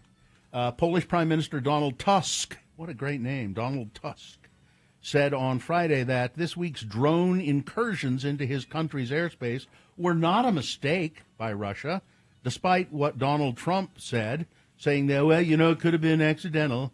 We would also wish that the drone attack on Poland was a mistake, but it wasn't, and we know it, Prime Minister Tusk said. And I think Donald Trump's final comment on that brief statement he issued was, so here we go. Whoopee, here we go. Not my problem. Yeah. The assassination of Charlie Kirk is sending shockwaves through Capitol Hill. Lawmakers on both sides of the aisle expressing fears for their own safety and taking greater security precautions following a summer of political violence. Members are beefing up their security, moving public events indoors or canceling them altogether. One member is even vowing to carry firearms. You know, you have to consider if you're a member of Congress or a senator or a congressperson, you don't get security provided by the government. No. You have to pay for your own security forces, and that can be quite expensive. Mm-hmm. And it probably can also be pretty hard to find good people for the job. Let's see. A 16-year-old boy who had been radicalized by an unspecified extremist network. He's the kid who fired a revolver multiple times during an attack at Evergreen High School, a suburban Denver high school that wounded 2 students, authorities said. Some students ran, others locked down during Wednesday's shooting at Evergreen School in the foothills of the Rocky Mountains. One of the victims was shot inside the school, the other outside. The suspect, student Desmond Hawley, shot himself at the school and later died, said Jefferson County Sheriff's Office spokesman. They say he had been radicalized by some extremist network. Well, let's find out who it is. But not many details other than that are available. U.S. Senator Bob Menendez, remember him? Isn't he in jail? He's for was it 11 years or something? He got sentenced for Democratic senator who got for bribes, and he had gold bars in his closet. And his wife Nadine Menendez was sentenced for her part in all of this to 4.5 years in prison. This was an international corruption scheme involving gold bars that led to the downfall of her once powerful husband. Nadine Menendez was convicted of accepting hundreds of thousands of dollars worth of bribes in exchange for her husband doing favors for the country of Egypt and for some New Jersey businessmen. She was found guilty on all 15 counts that she faced. She wept in court and said, "My husband was a puppet master. He made me do all of this stuff. He made..." The jury was not very sympathetic and said, "You're going to jail, lady." Exactly. All right. Weather, traffic. Well, let's see. 20% chance of showers tonight, 30% chance tomorrow, 80 for a high today. Overnight low 56. That sounds nice overnight. 78 for a high tomorrow. And then we warm up a little bit for the rest of the weekend. We go back up into the 80s on Sunday, it looks like. Traffic, we have crash northbound I-15 approaching Timpanogos Highway, affecting the HOV lane and left shoulder, slowing traffic back to 2100 north. And still wondering about State Street 7th South in Salt Lake. They were doing emergency maintenance there earlier this morning. All lanes were closed, and I haven't seen an update on it. Perhaps you're in the area and can let me know what you're seeing, because Lord knows UDOT doesn't keep me up to date as much as Infiniteam does when you text 33986. Now through September 28th, save up to $120 on select sets of Michelin tires at Big O Tires, the team you trust. Here's boner candidate number 3, totally out of line. TMZ news service has issued an apology after staff erupted in tone-deaf laughter during live stream coverage of the killing of Charlie Kirk. The apology came less than 24 hours after an unidentified shooter opened fire at the UVU, killing Kirk, a political ally of Donald Trump's. Kirk was fatally shot. Okay, we know all. We apologize to anyone who heard that, as we were in the middle of covering such a tragic story, TMZ posted, calling its employees' actions totally out of line. The laughter overheard during the coverage was reportedly from employees in another part of the office watching a car chase. So TMZ is live with their coverage. So the laughter's coming from something else. Coming from something else. People aren't laughing about Charlie Kirk. Now that's what people assumed, because they didn't. So the people watching the reported car chase, which TMZ did not elaborate on, and I think maybe made up, began laughing and clapping in reaction to what they were seeing, the car chase. But we want to make it clear they were not cheering in response to the assassination. Nevertheless, the outlet wrote, watching a car chase at the moment of that coverage was tone deaf, and the sounds of laughter in that crucial moment were totally out of line. So they have. They're not. I don't think they're firing those people, but they have been severely reprimanded because they should have been paying attention to what was going on in the office instead of watching a car chase. Yep. Boner candidate number 3, totally out of line. All right, let's review the first two and vote. Boner candidate number 1, the Carolina Panthers hire only the best people to do public relations. You know, this guy, his name is Rock. What's his first name? It doesn't matter. Charlie Rock. I bet he's a former radio guy. He posted a video of Charlie Kirk defending the Second Amendment and captioned it, "Why y'all sad? Your man said it was worth it." And then he had a screenshot of Wu-Tang Clan song, "Protect Your Neck." That's boner candidate number 1. Boner candidate number 2, this was not a comment. It was just a stupid mistake. C-SPAN posting a video or what do they call it? A Cryon. Cryon, yeah. They said it was misspelled Charlie Kirk to Charlie Kook.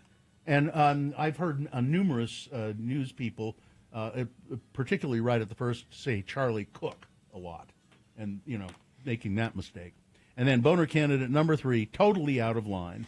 There we go. Time to vote for your boner. You have to decide which of these 3 candidates is the worst, which one deserves to be boner of the day for today, September 12, 2025. Just go to our website, x96.com. Look for the box that says boners, September 12, 2025. Click and vote. Or you can call Katie in the producer's booth, 877-602-9696. Or like most folks, they text. Just remember your candidate number, the one that you think should win, 1, 2, or 3. Put that single digit in the message of a text, and then text that to 33986. Easy. You got 4 minutes, so let's go vote. We're going to have more about the shooter coming up, and Jimmy the Wine Guy on the way as well. Stand by.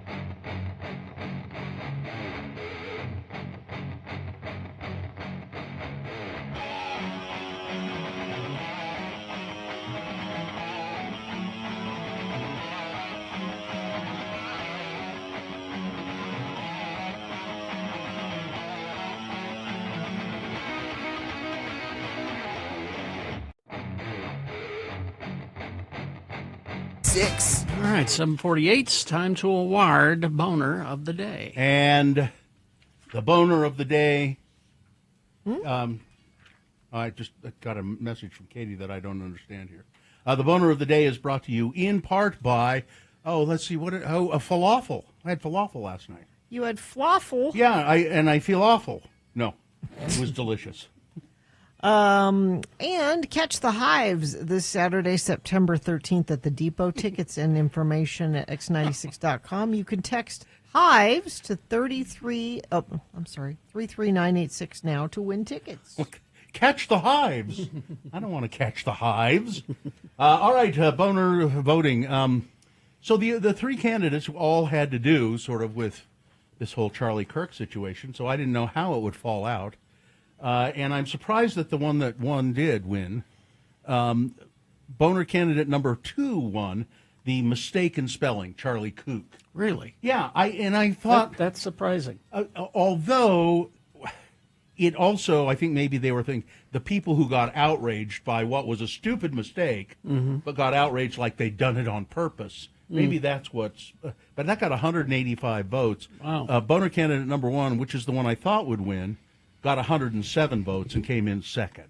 All right, there you go. The Boner of the Day for today, September 12, 2025, now qualified to be Boner of the Week. Is this a sponsored feature, Gina? Yeah, Have Another Drink with Jimmy's, brought to you by Ransom Spirits, making handcrafted, award-winning American-made spirits, produced in Sheridan, Oregon, featuring their critically acclaimed dry gin and Old Tom gin. Keep Bill away from it. He'll drink it all before we get a chance. Well, yeah. Get a bottle for your next favorite cocktail today. Have another drink, it'll make you feel better. Have another drink and you feel alright. If you feel down and you're under the weather, have another drink and you feel alright. Well, now it's time for a moment to have a cocktail early in the morning with the iron-fisted dictator who runs the Wine Academy of Utah, Jimmy Santangelo, wineacademyofutah.com. Thank you.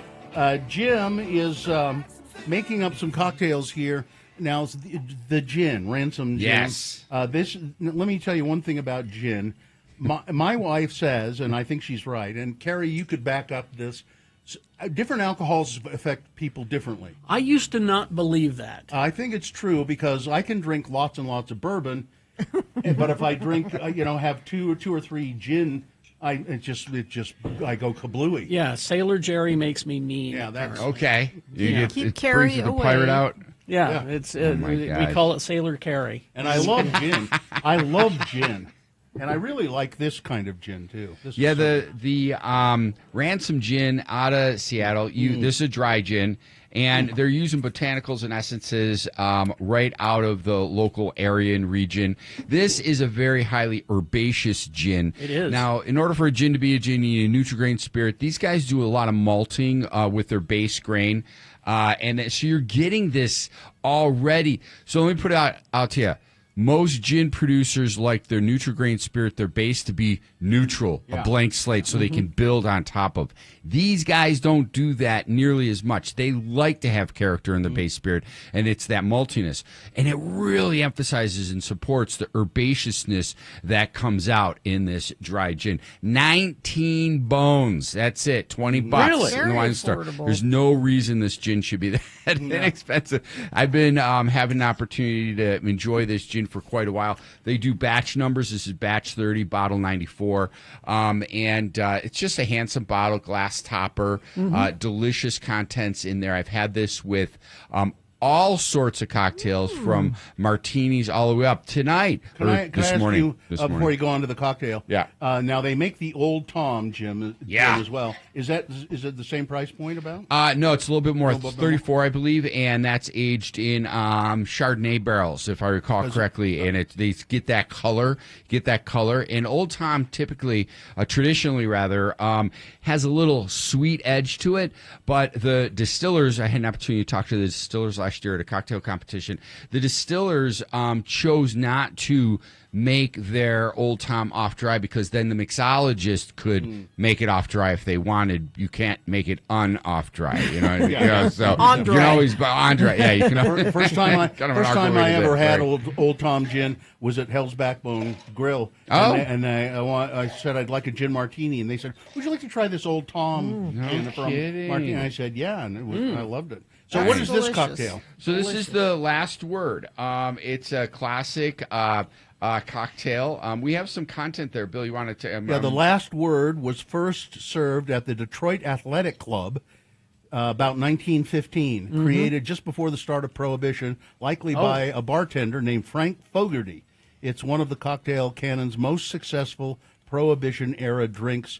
It's the last word, and it's got chartreuse in it. You see Jimmy's special glass? I did a little sour glass in this cocktail. So rather than using chartreuse, because that's a real tough one to get in the market, you'll go to the wine store and get this little snappy number, Genepi. And I like it better. I'm just going to say it. It's got a richer mouthfeel to it. The herbs and the pine and the botanicals really come out. This is a liqueur, and this is by Dolan, one of my favorite producers out of France. And this is, a lot of people always ask me, chartreuse is allocated in our state for one reason or another. So literally, even myself, I can only get one bottle. I can get like a bottle or two a year. Really? So it's ridiculous. I'm glad they did that because it's turned me on to this, and a lot of mixologists in town are using this as well. This is something that'll keep on your shelf as well. Now, in order to make this cocktail, it's in equal parts of the gin, the Genepi in this case, and then Luxardo, maraschino liqueur. This is good. I haven't had one of these in forever. It's yummy. Now This is is that really liqueur? Is that liqueur simply the syrup? No, No, it's Luxardo. booze in it. Okay. Yeah, the Luxardo. It's got booze. It's got hand it booze. over. Yeah, no, it's but this just to get your nose on the Genepi. But Ransom does a great job. They also have a variety of their vermouths. They have a Rouge, which is off-dry, sweet vermouth, and they have a Blanc, or a dry vermouth, and both are just I like them even on their own over a cube of ice. I got to be honest. This Genepi is, and it's. Now I'm going to say this, and it's not a bad thing. It's almost like drinking some cut grass. Oh yeah, freshly mown lawn. Absolutely, but in a good way. Yep, the herbaceousness. So think about that. The herbs that are so prevalent or pronounced in the Genepi complement the botanicals and essences in the Ransom gin. So that's where it just makes it a match made in heaven, really. Oh, now Can I get to taste the... There's a glass that hasn't been touched if you want to nose. Or yeah. Taste it, I'll nose it. The Genepi. Nose away. Taste it, too. Doesn't that taste like cut grass, kind of? Oh, yeah. It's interesting. And you think, well, I like it. Cut grass would taste awful. No, it tastes good when it's got booze in it. Well, this is quite good. This is really tasty. The last word was one of the first pre-Prohibition drinks to lead the cocktail revival of the early aughts. Murray Stenson, working at Seattle's Zigzag Cafe, unearthed the equal parts classic recipe, finding it in Saussure's book, and he shook up the drink for his customers, and the last word's presence proliferated from there. Nice. Pretty Really nice. quite good. Yeah. Good morning. It's a great good morning. And a good morning to you. Yeah, I'm not much of a gin person, but this is really, really tasty. Yeah, the gin's really well integrated. I think a lot of the as you are pointing out, the herbaceousness, the cut grass, those beautiful vegetal notes of the Genepi are just bonding together with that gin. The alcohol's integrating in this, and this is a 1-to-1 cocktail. 1 ounce of the gin, 1 ounce of the. So that's really coming together really good. quite nicely. All right. Well, let's take a break. We'll be back after these messages, and you can answer questions for folks. Sure. 877-602-9696. What if they're interested in getting the recipe for this cocktail? Yeah, we'll put it up online it, or go to wineacademyofutah.com to the contact page, and I'll be happy to send you the content. 877-602-9696, or you can text questions to 33986 for Jimmy the Wine Guy. Yes, traffic, please, Gina. Let's see. Alert friend of the program says yes. Still having an issue downtown Salt Lake. They had an emergency maintenance repair required on State Street. So State Street closed northbound at 8 South. All traffic has to go right or left on 8 South due to that. So thank you, Infinity member, for alerting us to what you're seeing. We always appreciate it when you do that. Let's see. We have... nothing else big going on. Please always let us know what you're seeing out there. 33986. 877-602-9696 is the number to call to talk to Jimmy the Wine Guy. He can answer all your questions after these. Stand by. KXRK.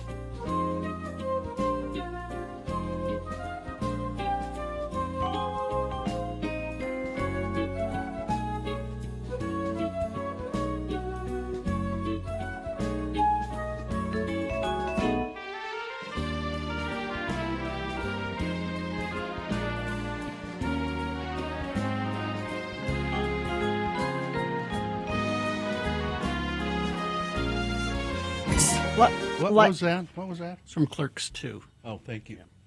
Ina in Granite Ina says, "What are we drinking?" In Granite? In Granite. Well, we're having the last word. Do they have a liquor store in Granite? I don't know. Bar? We still don't know where Granite is. But I know where Park City is. Master winemakers and experienced wine enthusiasts from around the world gather in the mountains for the annual prestigious Park City Wine Festival. October 2nd through the 4th, experience the beauty of Park City while sipping the most incredible showcase of wines from around the world. Plan your visit at parkcitywinefest.com. Must be 21. Drink will make you feel better. Have another drink and you feel alright. If you feel down and you're under the weather, have another drink. A showcase of wines. Showcase of wines. It's going to be a good one. Sounds great. So, by the way, if you have questions for Jimmy Santangelo, the iron-fisted dictator that runs the Wine Academy of Utah, wineacademyofutah.com. If you have questions, 877-602-9696. He can answer questions about spirits, about wines, about dining, about he'll make restaurant recommendations if you like. Etiquette. I know to hear him speak and to look at him, you wouldn't think he knows anything about etiquette. He walks around with his pinky up all day, every day. But he does know. Yes, he does. Every day. 877-602-9696 or text us 33986. And so do you want to tell us about the wine thing at Park Wine City? Festival, yeah, the Park City Wine Festival and amazing selection of wineries up there. You'll find me at probably either the Camus table or one of the tables helping pour some of the vendors. It gets a bit overwhelming. Hundreds and hundreds of our friends up in and around Utah attend this event. It's up in Park City at the Canyons Resort. And we occupy that whole space up there. It's a beautiful October day, and it's just a really great opportunity to engage with not only winemakers but people that have worked with the wineries forever. And people are like, so when I go to this, what's my strategy? Because they want to taste as much as possible. Yeah. I'm like, take your time, taste just a couple, taste the ones that you really want, engage with these people. This is what they do for a living. It's your opportunity to talk to a winemaker of your favorite wine. I mean, take a minute and enjoy that. And that's my recommendation on how to manage hundreds of wines. A person like you who has drunk many kinds of wine and sampled all and that's your job in a way, sampling wines and making recommendations. Does Jimmy Santangelo have a favorite wine where he just says, I'm going to sit down? Maybe not even with a meal. I'm just going to sit down and have a glass of wine. Yeah, I'm a big food and wine guy. I like to pair that. But we call that our desert island wine, right? Like, what's the one that you're going to have if you're stuck on a desert island? And the easy answer as a sommelier would be Burgundy, whether white Burgundy or red Burgundy. That's like the most classic response to it. But I like wines. I think wine reflects people, how people's pets reflect them. Ever see somebody walking in the park with a dog, and you're like, oh yeah, that makes sense that they own that animal. Yeah. Like, there's that pairing. Well, with me, it would be a Rhone red from the northern Rhone, whether it's Côte Rôtie from that area or so if I were to drink that, something like that, I would drink it and go, "Oh, Jimmy." Oh, Jimmy. Yeah, it's that makes sense. Yeah, that wine makes sense. If you were to drink that, I'd look at you and go, "Well, you're nothing like Jimmy. You're nothing like him." And all that is a big grumpy Syrah that has like 3 to 5% white grape Viognier.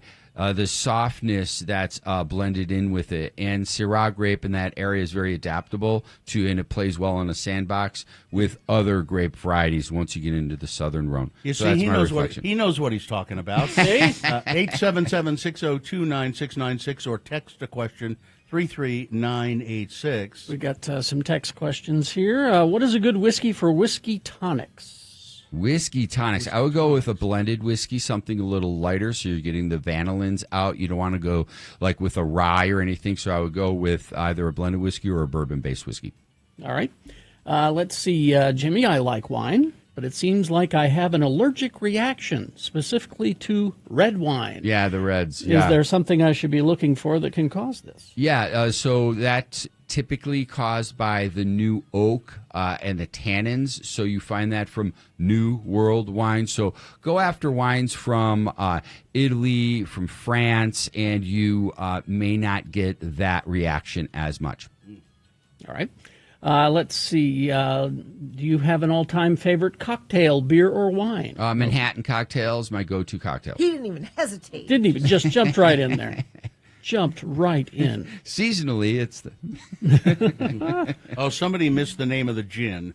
Yeah. Ransom dry gin, 19 bones in the wine store. Delicious. Yeah, I think you meant delicious, didn't you? I didn't say no. Yeah. 877-602-9696 or 33986 to talk to Jimmy.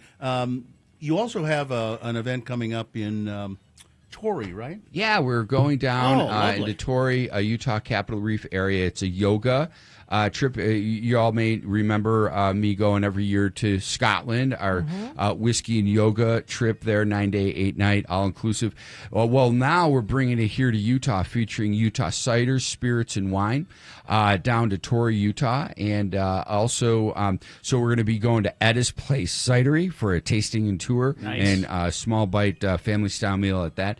The next day, and all this has sprinkled in yoga activation of the space. Got a beautiful platform there with sun sails blocking, and we're going to be going on hikes. We're going to have stargazing. It's just sprinkled with all these great things. I'm going to do Spirits of Utah presentation. I'll be doing that. And then at night, we're going to be going to Hell's Backbone for a food and wine, multi-course wine dinner featuring all Utah wines. So if you sign up for that, you get it all. You get it all. You just got to get down there and keeping pricing low. Accommodation will be on your own, because a lot of people we've been finding is like, I got a place, or my brother-in-law's got a place, or a guy I work with, he always opened it. So we're like, well, how do we manage that? Like, just let people figure it out. They can stay where they want. We have a few hotels that we recommend, and you can even camp on site for just a small additional fee, so you can use the facilities and things like that. And we tend to forget that we have this right in our backyard, because I was taking a lift in Southern California this past weekend, and I told the woman I was from Utah, and she went on and on about what a beautiful state it is, and we forget. We forget it's just right here in our backyard. No, it's great. And it turned out she was from Cedar City. So if you want to do all of that, you can go to wineacademyofutah.com. Yep, and we have an icon there, the Capitol Reef Yoga Trip. Hit that button, it'll take you to the itinerary. And if you've never been to Hell's Backbone, Grill. It's such a great restaurant. It's great. Absolutely. And speaking of great restaurants, I came across a restaurateur that I want to throw him a shout out. Have you been to Violet over in Sugar House off of Stratford right there? Yeah. Oh, my God. Bill had deviled eggs there. Yeah, that's right. That's right. I remember that. Yes. But the brunches on Saturday, Sunday, great. And what we like to do at our house, because I'm right in that neighborhood, is we just, we don't order out a lot, but when we do, we like to support our local guys. And take a look at Violet's website. They got a beautiful menu, elevated experience in food, and I just wanted to give them a shout out. They're great people. They'll make you up some food, and you can go pick it up. That's right. Yeah. And that's the key. Yeah. All right. Do a little takeaway. Well, thank you very much, Jimmy. Thanks got for it. coming in. Enjoy your weekend, everybody. Be safe. WineAcademyofUtah.com. Feel all right if you feel down and you're under the weather. Traffic. Yeah, let's see. We've got a crash southbound I-15, 21st South, milepost 305. This is off to the right shoulder. I believe we still have State Street closed. That's for emergency maintenance they were doing at about 7th South, which means at about 8th South, all traffic must turn right or left due to that emergency maintenance repair. And let me check our message stream. That is where you send stuff to us via text at 33986. Don't see anything there now, but please, share it with us if you do find something you think everybody needs to know. All right. Thank you very much. We will take a break. We'll be back after these messages. Beat Gina. And looks like we have some information on the Charlie Kirk shooter. coming up as well. Okay. We'll have that for you. On the way. Stand by for all of that. But beat Gina. 877-602-9696 is the number to call to play. What is the prize? Tickets to see Goldfinger with Unwritten Law and Zebrahead September 12th at the Complex. Goldfinger tickets. And the trivia today, because Bonanza premiered on this day in 1959. Bonanza. It's Western movies and TV shows. Trivia. Okay. All right. 877-602-9696 for those Goldfinger tickets. Call, play, win. It's pretty easy to do with Beat Gina. Gina, Mike Hale Acura. Yeah, I have purchased several cars from Mike Hale Acura. I love the MDX. I've bought 3 of them back to back to back. What does MDX stand for, Gina? Oh, I don't know. Well, see, you should find out. Yikes. You'd think after 3 of them I would know. Yeah, the M is for Mike, I'll bet. Mike Hale. Well, you know who I bet knows? The folks at Mike Hale Acura. They tell you. Yeah. They would know. And they have a very special Mike Hale Complete program, which includes paintless dent repair, windshield repair, key replacement, and more. That's for 3 years, free of charge. It's only available at Mike Hale Acura, your Acura dealer. You get a hail of a deal there, right, Bill? Yeah. Hail, yes. Go test drive an Acura today. I think you will love them as much as I have throughout the years. Mike Hale Acura, your Utah Acura dealer. Need some.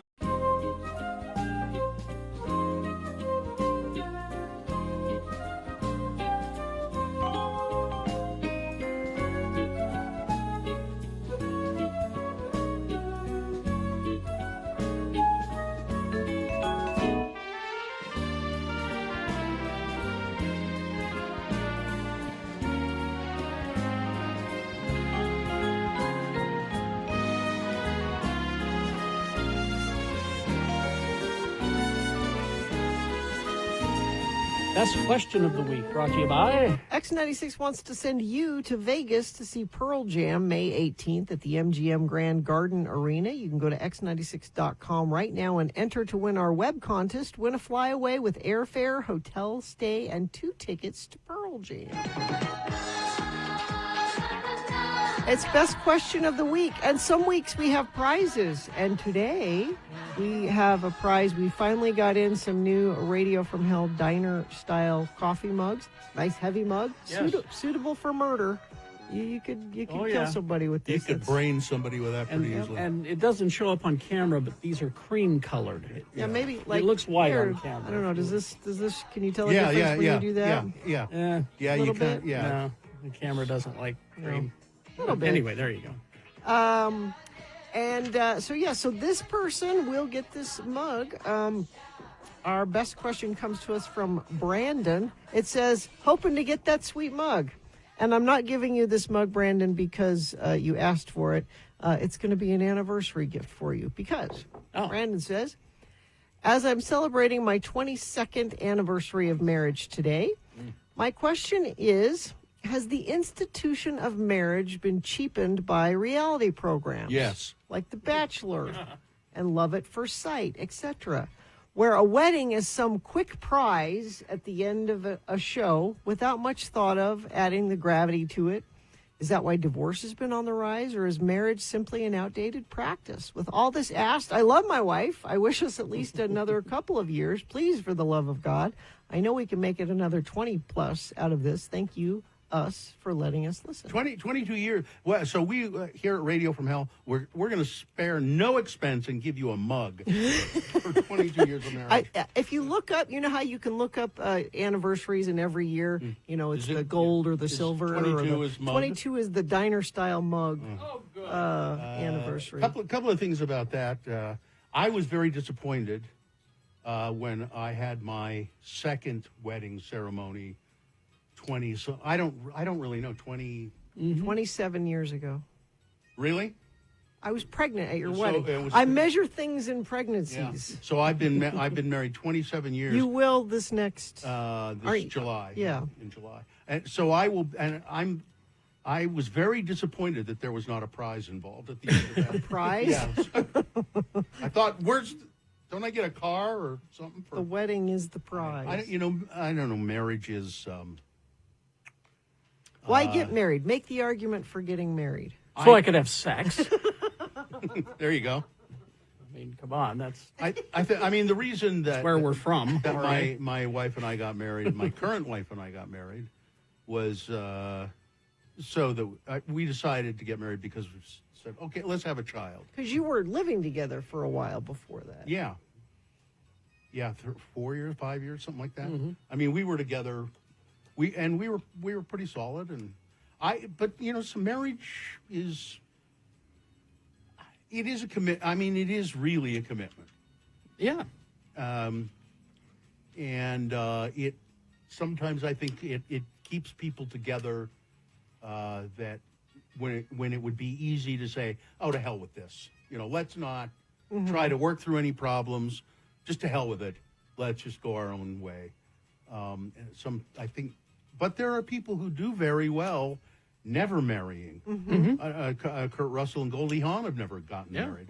I know people in my personal life who have been together for 27, 28, 30 years, never getting married. Yeah. So it doesn't make their relationship any less important. No.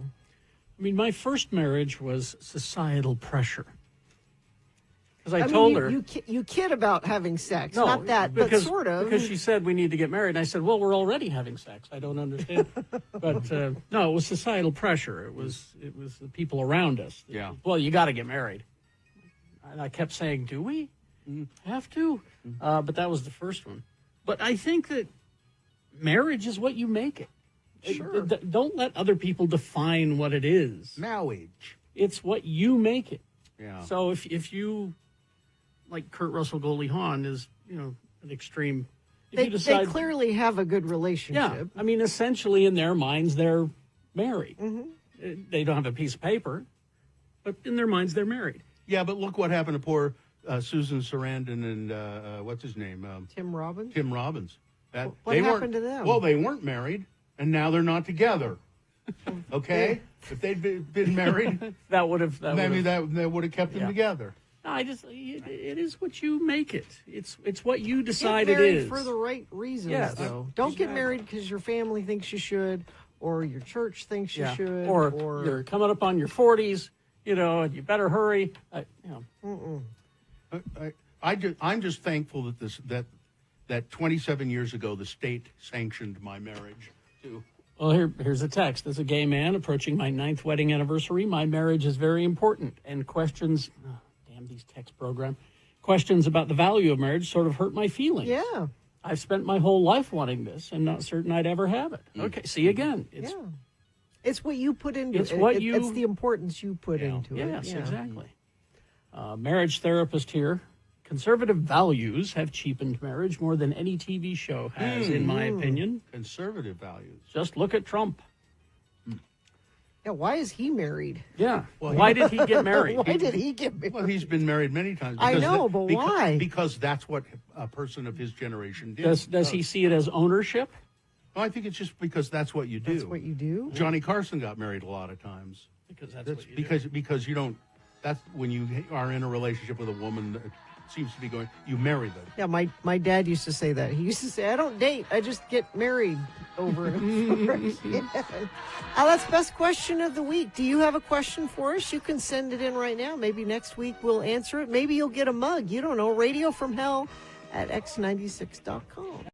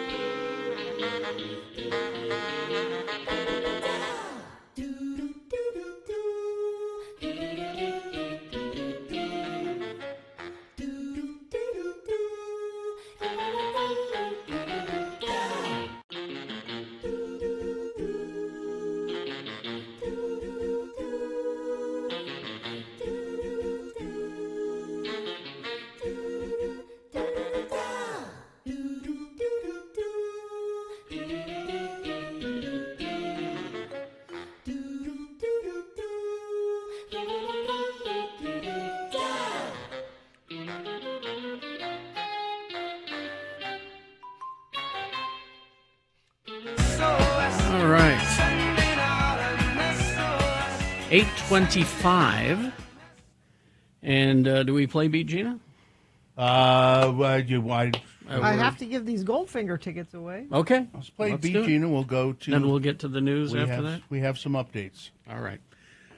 Is it sponsored by Goldfinger? Yeah, Goldfinger, Unwritten Law, Zebrahead, September 12th at the Complex. Well, the Beat Gina game is afoot. Wait, how can that be? The game is the game, not afoot. I mean, I don't know who writes these things. I'm Beat Gina announcer Johnny O, and before we get to before we get to the game, we have a word from our sponsor. Oh, good. Schlitz Beer. No glass is emptier than the glass that has just held Schlitz. Because this is the beer with 1,174 careful brewing steps in every straw. Ooh. Which makes it the most carefully brewed beer in the world. Wonderful. If there's something missing from the beer that you're drinking, replace it with gusto. Immediately. Replace it with Schlitz, the beer that made Milwaukee famous. Ooh. Remember, when you're out of Schlitz, you're out of beer. That's And right. remember, if beer isn't the answer, you're asking the wrong question. And if Kerry Jackson is the best game show host working today isn't the answer, well, again, the question you're asking is just plain stupid. Exactly. Here he is, Kerry Jackson. Thank you, Johnny Ola. You're welcome. Professional game show announcer. All right. Let's see. The randomizer has picked a contestant. Looks like you'll be going up against Stuart today. Hi, Stuart. Stuart, are you there? Hi, I'm here. All right, Stuart, we're going to toss a coin to see who goes first. It will give you the advantage in the game if you call it correctly, heads or tails. Tails. All right, see? It is heads. Terribly sorry. You're going to have to work for these Goldfinger tickets. That's right. So the first question, because she won the coin toss, is for Gina. Multiple choice, pop culture trivia. If she gets it correct, she gets the point. If not, I'll allow you to answer the same question, Stuart. And if you do it correctly, you will steal her point away. We'll go back and forth till one of you gets 3 points. Bonanza premiered on this day in 1959. So we're doing just a whole bunch of different Westerns, Okay. movies, TV shows. Could be anything. Could be anything. Okay. But we will start with Bonanza. Gina. Bonanza held the distinction of being the first what? TV Western to not have a porn parody. I mean, Banana is right there. 2, the show that Dad demanded absolute silence in this damn house while it's on. 3, Michael Landon's first acting job. Or 4, color television series on the NBC network. Color television series. Wow, that was fast. All right, that's a point for Gina. Didn't even think about it. Yeah. All right, Stuart. In Quigley Down Under. Oh, God. You're going all I told you, we're going to go all over the place. In Quigley Down Under, why does Cora call Matthew Quigley Roy? Is it 1? Oh, he knows why, believe me. Is it 2? Because he was always grinning as opposed to picking. Oh, that was a joke for me. Joke for Gina. Picking and the grinning. 3, actress Laura San Giacomo was unable to make the Q sound, the qu sound. Or 4, the character is delusional and believes he is her long-dead husband, Roy Cobb, who abandoned her. Oh, shoot. I've never seen it. I'm guessing 4. Correct. All right, 1-1. Back to Gina. All right. Gina. For The Hateful Eight, Quentin Tarantino said that some of Ennio Morricone's compositions for the film are unused scores for what other movie? Okay. Because, Yeah. he did a lot of them. Was it 1, The Thing? Was it 2, Red Sonja? Was it 3, A Fistful of Bitcoin? Or 4, Rio Venti? The Thing? Correct. Doesn't make any sense. He did music for The Thing. Okay. All right, 2-1. You have a chance to tie it up here, Stuart. Stuart? Lily Von Stupp, played by Madeline Kahn, entertains us with a lovely and plaintive song in Blazing Saddles, describing the rigors of her profession. What is the first line of lyrics that she sings? Is it 1, I'm tired? Is it 2, Here I Stand, the Goddess of Desire? Was it 3, Magnets, How Do They Work? Was it 4, Mom's Spaghetti? 2, Here I Stand. Here I Stand, the Goddess of Desire. You've tied it up. We go Very back to good. Gina. She could win here. Very good. Let's see, Gina. Mm-hmm. Let's go with this one. In the film Old Yeller, Okay. the real life name of the dog Okay. is what? Jeez. It's The not actor. Old Yeller. The actor. Yeah, Okay. the actor. Okay. The dog actor. The dog actor. Is it 1, Spike? Is it 2, Goldie? Is it 3, Anderson Pooper?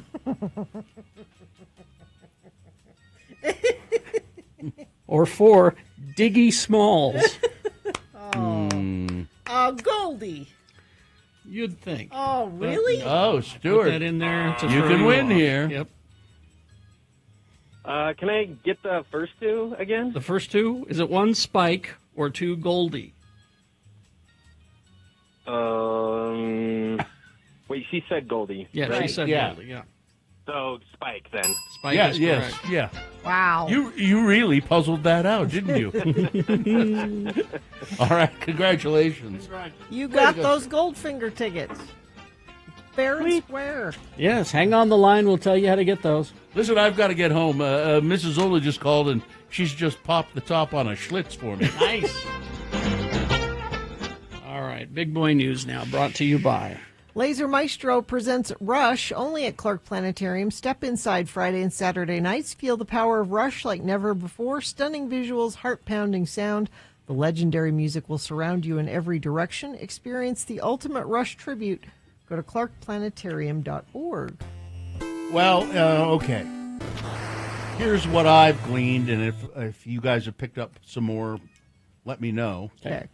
The parents of Charlie Kirk's suspected assassin, Tyler Robinson, are a law enforcement veteran and a care worker. Law enforcement sources identified Tyler Robinson, 22-year-old Utah man, as the main suspect in the murder of Charlie Kirk. Robinson was taken into custody last night in southern Utah after having allegedly confessed to his father, Matt. His father is a 27-year veteran of the Washington County Sheriff's Department.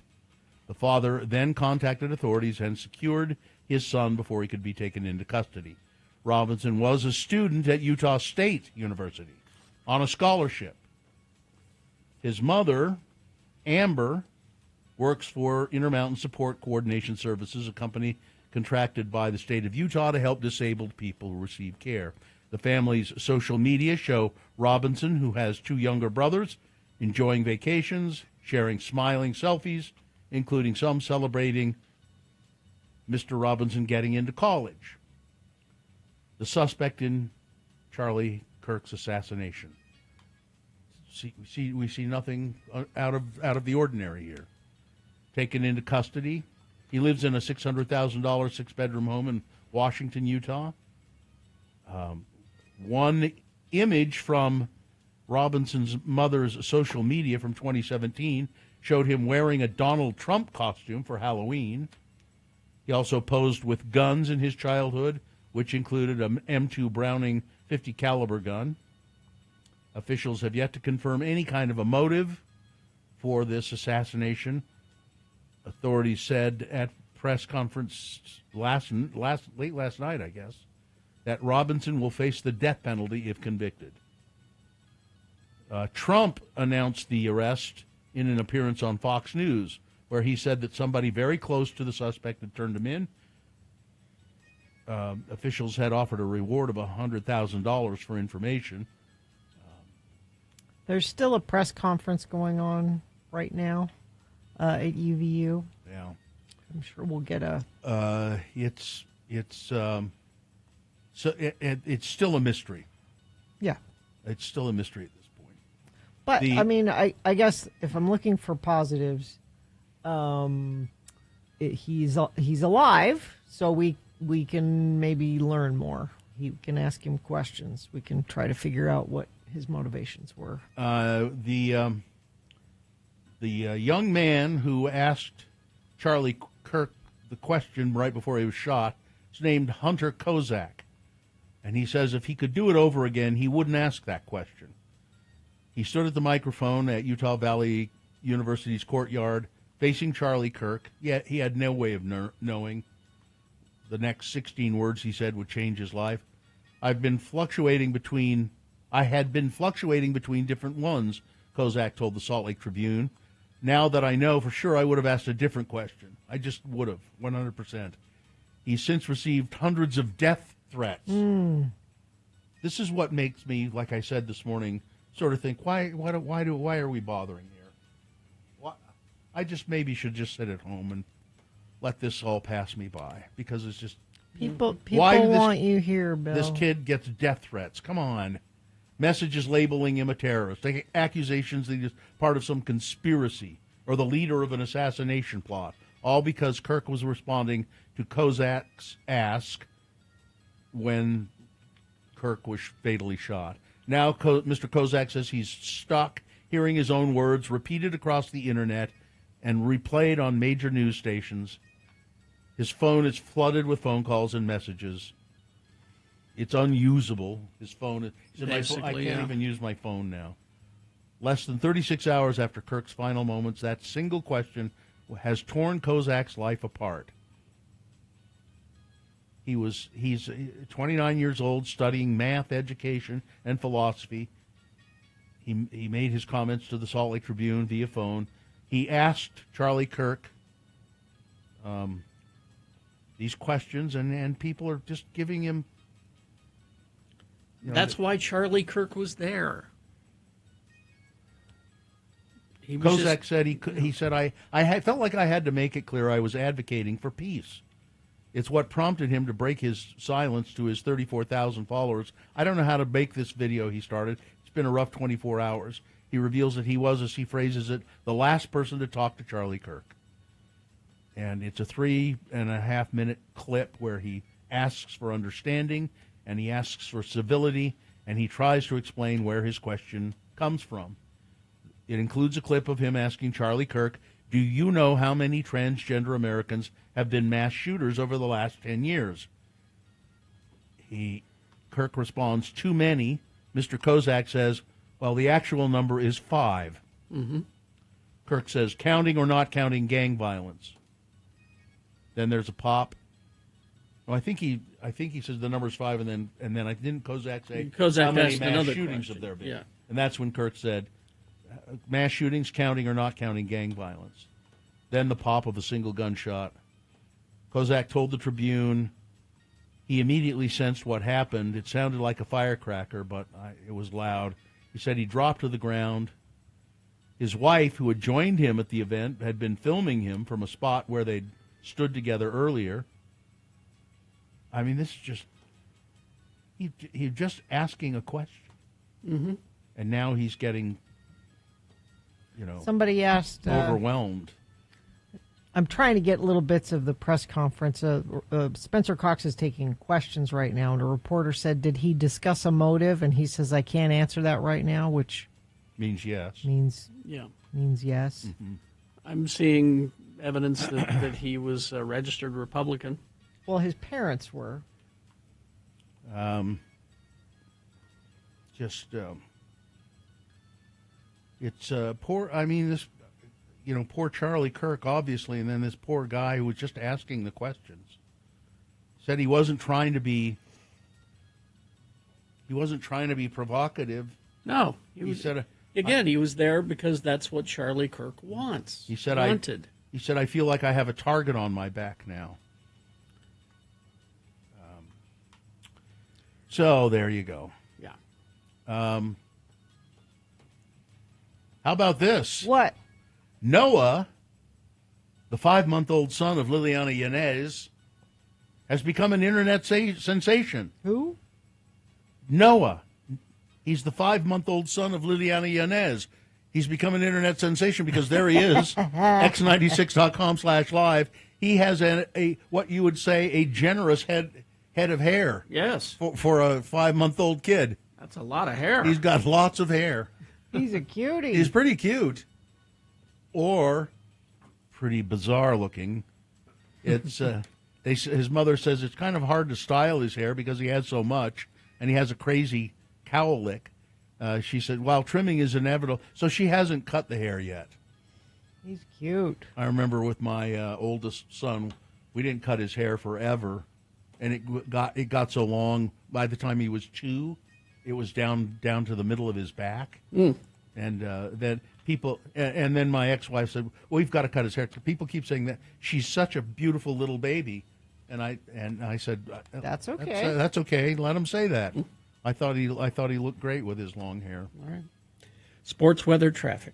Okay, so last night, and apparently Jordan Love did play when the Very Green Bay well Packers won 27-18 over the Commanders, and he's a Utah, so we like to. He played very well, apparently. We like to cheer him on.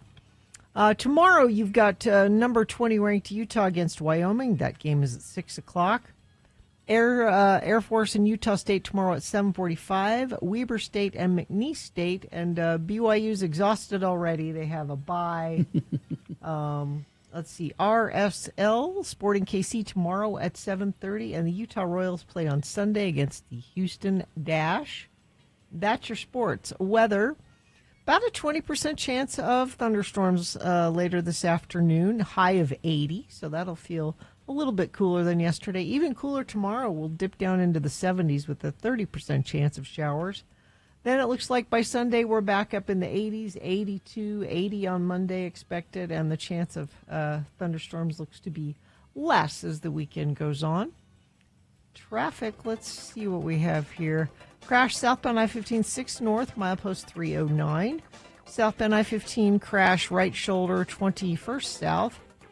Friend of the program says big crash near northbound I-15 at exit 4 south. Right lanes are slowed, but HOV lane lets you get through. Thank you, Infinitine, for passing that along at 33986. Why spend stupid ticket prices for concerts when you can experience great live music for much less at Salt Lake's coolest, most intimate venues? Don't miss Pink Talking Fish, a fusion of Pink Floyd, Talking Heads, and Fish, live Friday, September 19th at the State Room. Get tickets at thestateroompresents.com. Thank you.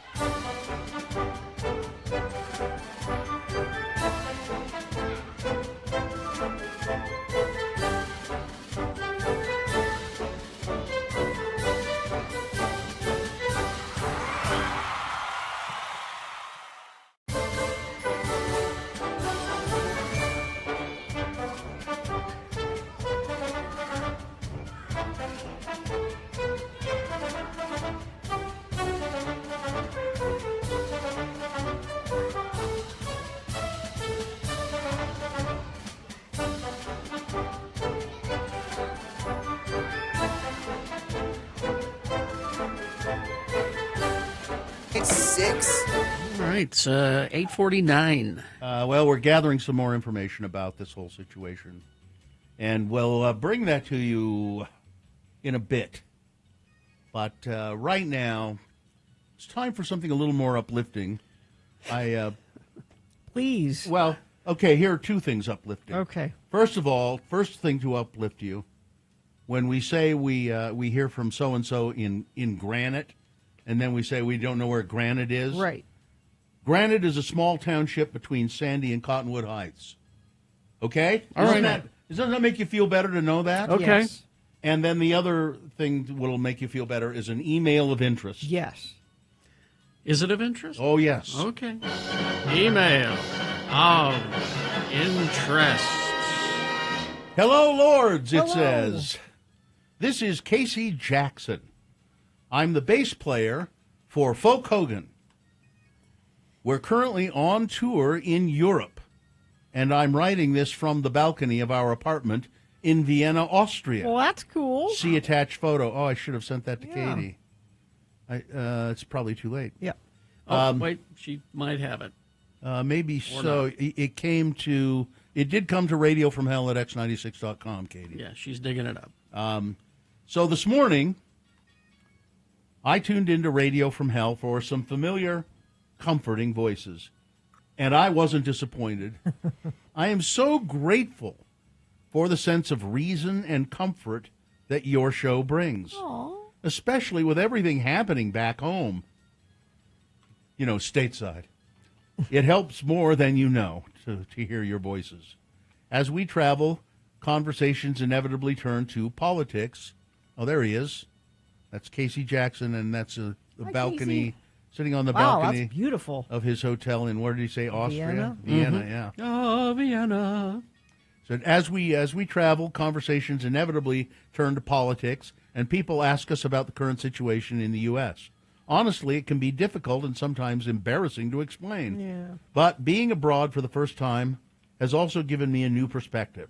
The most striking thing I've noticed is how much people here genuinely care for their communities. Yeah. Regardless of race, creed, or background, there's a collective sense of responsibility toward one another. Everyone we've met has been warm and welcoming. No one has treated us like a threat, nor assumed the worst about us because we're American. I also noticed something profound: the absence of homelessness here. Communities take care of their own, and it's inspiring to witness. Because you just don't see signs of people being homeless too much. Yeah. At least not where he's been. Our time in the Netherlands, Germany, and now Austria has been incredible, and I'm deeply grateful for the experience. My hope is when we return home, we don't find ourselves facing unrest in the streets. Thank you again for everything you do. You bring comfort and perspective to many of us. With love and gratitude, Casey Jackson, thumping the bass for Folk Hogan. I love that. Casey, have a sausage while you're there. Apparently, they're known for their sausages. Vienna sausages, yeah. You can get them here, Carrie. You can get them here. It's nice to see local band out touring and doing that. Yeah, I That's wonder great. who they're on tour with. How does that happen? Oh, maybe it's just them doing clubs and stuff. They have a bit of a reputation, I know, here. We've talked about them before. Who know? They could have possibly have been on our show, and I've forgotten it. It is possible. Have we, Casey? Let us know. I kind of feel like maybe we have. Yes. Yes, they have been on. They have been on? Yeah, I think so. Yeah. It's interesting, his observations of traveling overseas to Europe, because I think more people need to do that. I haven't been to Europe for a long time. I remember not seeing a lot of homelessness, but I did see. But I remember in Paris there were, street urchins. I mean, you have to remember that when you're traveling, probably wherever you are is a touristy area where maybe that's not where that is more likely to be found. Yeah. What did Mark Twain say about how travel? What was it?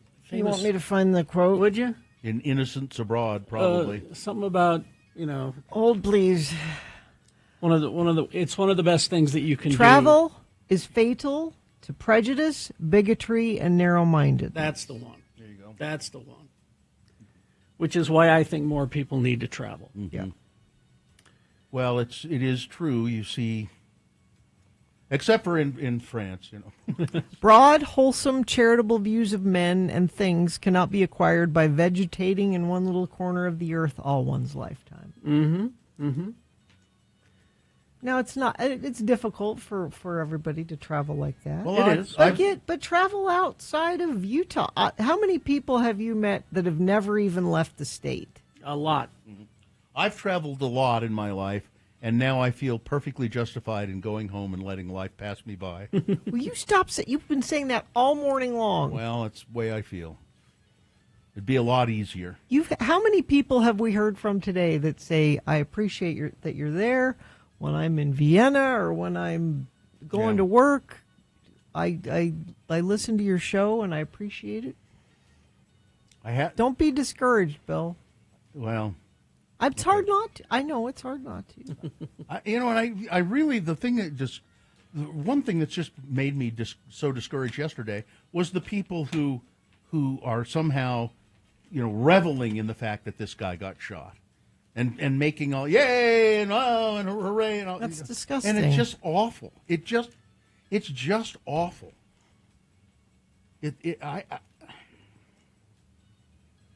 I didn't agree with a word that guy said probably, but it's just awful that they do that. It's just you don't celebrate the death of a guy like that. I mean, it's just anyway. Email of interest. If you want to send us an email, you can. radiofromhell@x96.com. We check it all the time. Traffic, let's see if anything new is going on. Not in the last 40 minutes or so. This crash was reported southbound I-15, 6 north at milepost 309.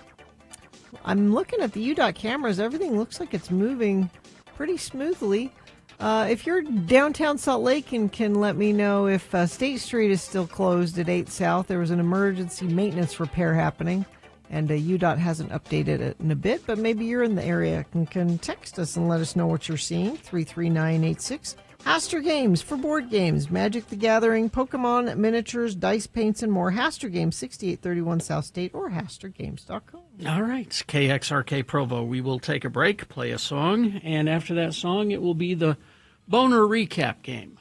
All you have to do is tell us who won the boner this morning. If you were listening, you know. If you weren't listening, don't guess. Today was weird. Cheat. Go to x96.com. Look for the box that says Boners, September 12, 2025. Click on there, and it'll say the winner next to the correct answer. What is the prize that we have? You do have to be 21 or older to win this because it's a $50 gift card to Fiddler's Sports Bar. $50 gift card to Fiddler's. Get yourself a nice burger and a beverage there. All right. 877-602-9696. You get that by playing the Boner Recap game. 877-602-9696.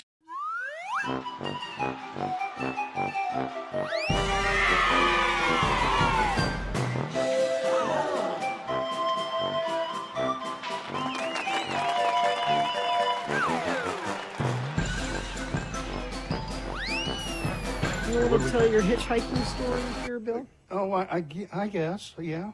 Well, I mean, or not. So I brought it up, and I'm sure I've told it before. I used to hitchhike a lot, and mostly I would just hitchhike around town. And I hitchhiked, from my girlfriend lived in North Ogden, extremely far away from me. No car, hitchhike. And how? And this was more common back then. People, wasn't it? I don't. Hitchhiking used to be really common. When I was doing it in Ogden, I don't recall seeing anybody else doing it. Now, would you get into any car that pulled over, or would you ever be like, no, never mind, I'm good? No, Well, hitchhiking was fine until Ted Bundy ruined it. Yeah. Well, and I never really had much problem. And I continued to hitchhike after this, actually, but not in Ogden. So a car pulls over, I was up on Harrison Boulevard, 2400 block of Harrison Boulevard. Car pulls over to pick me up, and two guys in the front seat, teenage guys, I guess. And one of them hops out, the driver's or the passenger side hops out and says, "Get in," and motions for me to get in to that seat. And I did, thinking, okay, he's going to sit in the back seat for some reason. No, he pushes me up against the driver and sits down in the passenger seat. Like a bench seat. So there I am wedged. Yeah, a bench seat. So there I am wedged between the two of them in the front seat. And nobody in the back. That's weird. No. Nobody else in the car, as far as I know. And well, off we they can keep start. an eye on you. Off they. Well, they were not subtle about. They started saying, "So, what do you think we should do with this guy?" You know, and I got. Oh man, I was. Were they messing with? They were messing with. I think so.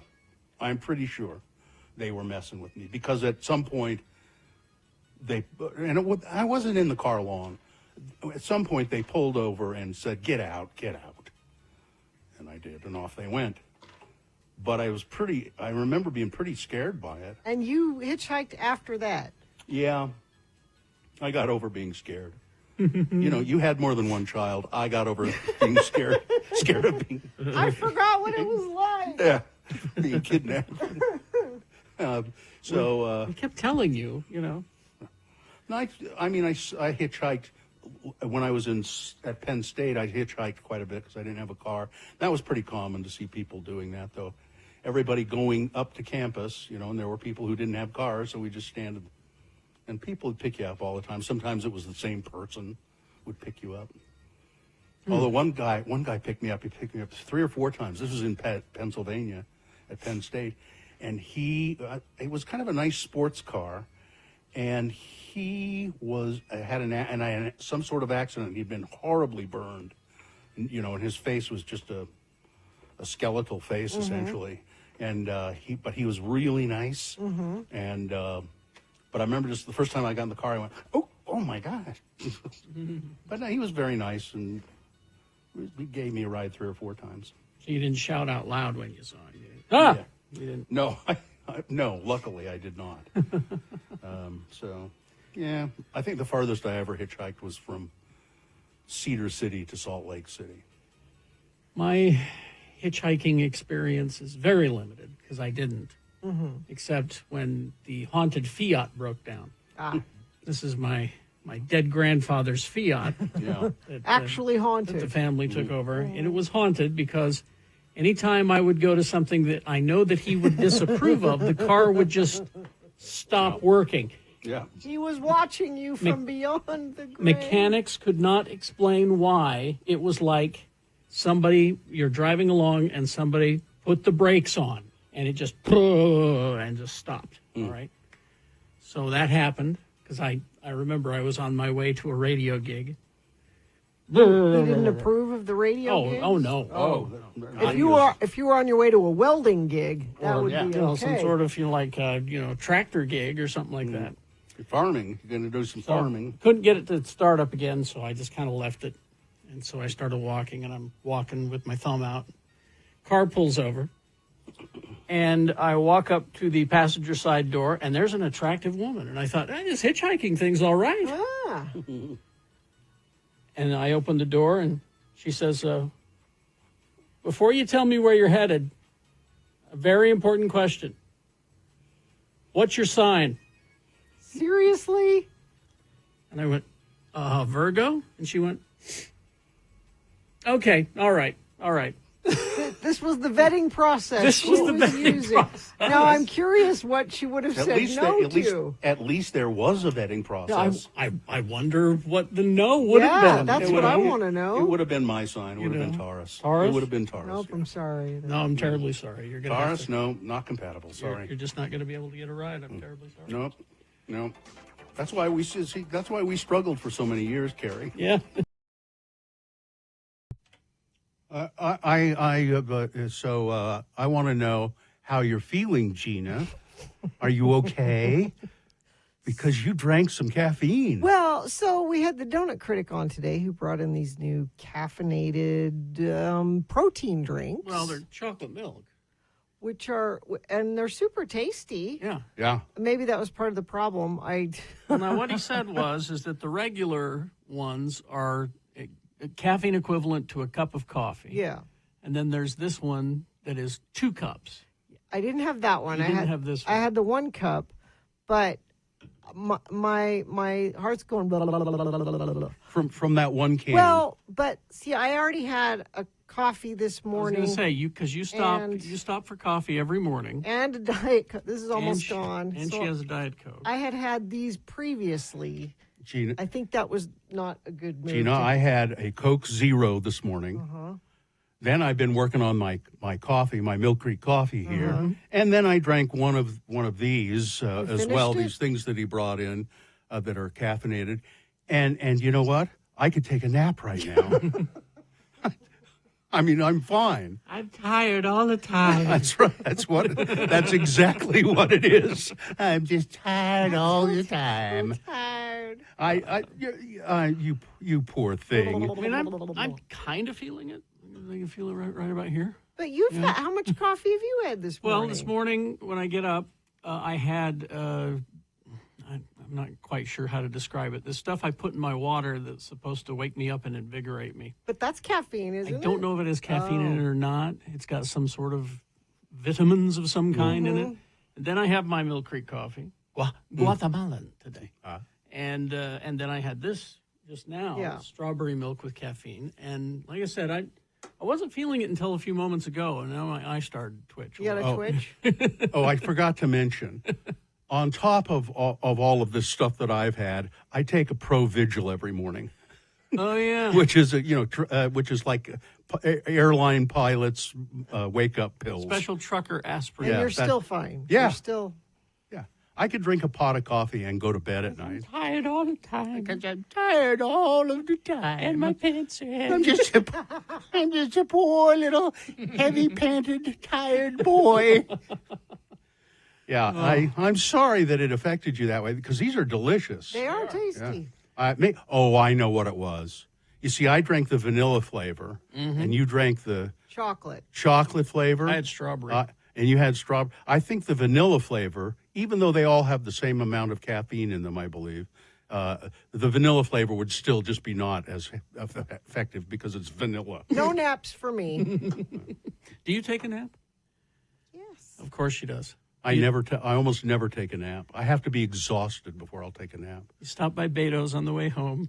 You eat under the overpass. I have my systems. And then you go home and nap. Are you regular? Yes. Oh, In fact, good. I gotta go. Right, Do you ever I fall? got another thing going. You ever fall asleep in the car? Yes.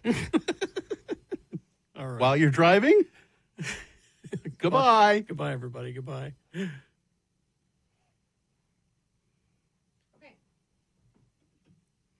How long was that? That was 3.5 minutes.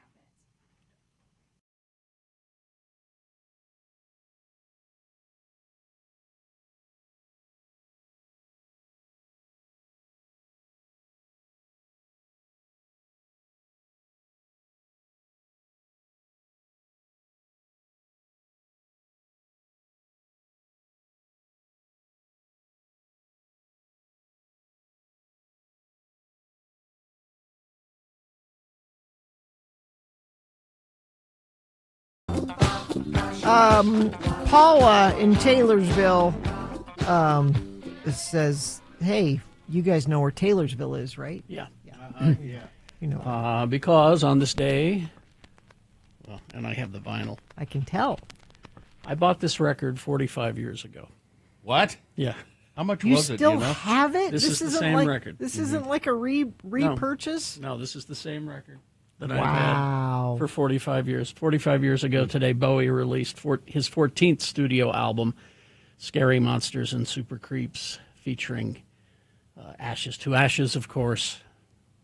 The best song on there is Scary Monsters and Super Creeps. But Oh, I like that one. I didn't play that one. Up the Hill Backwards and Fashion, that one. All right, there you go. Is it time? Let me see. for the boner recap? Mm-hmm. What's the prize involved? Win a $50 gift card to Fiddler's Sports Bar. Tired of detouring your way through Sugar House? Fiddler's is easily accessible from 11th East with free parking. Now open for lunch and dinner daily with Sunday brunch and awesome late-night eats. Come unwind and enjoy the game with a cold one at Fiddler's, Sugar House's neighborhood sports bar, 1063 East, 21st South. All right. Kelsa is here. Kelsa, is that correct? That is correct, yes. Tell us about that name, Kelsa.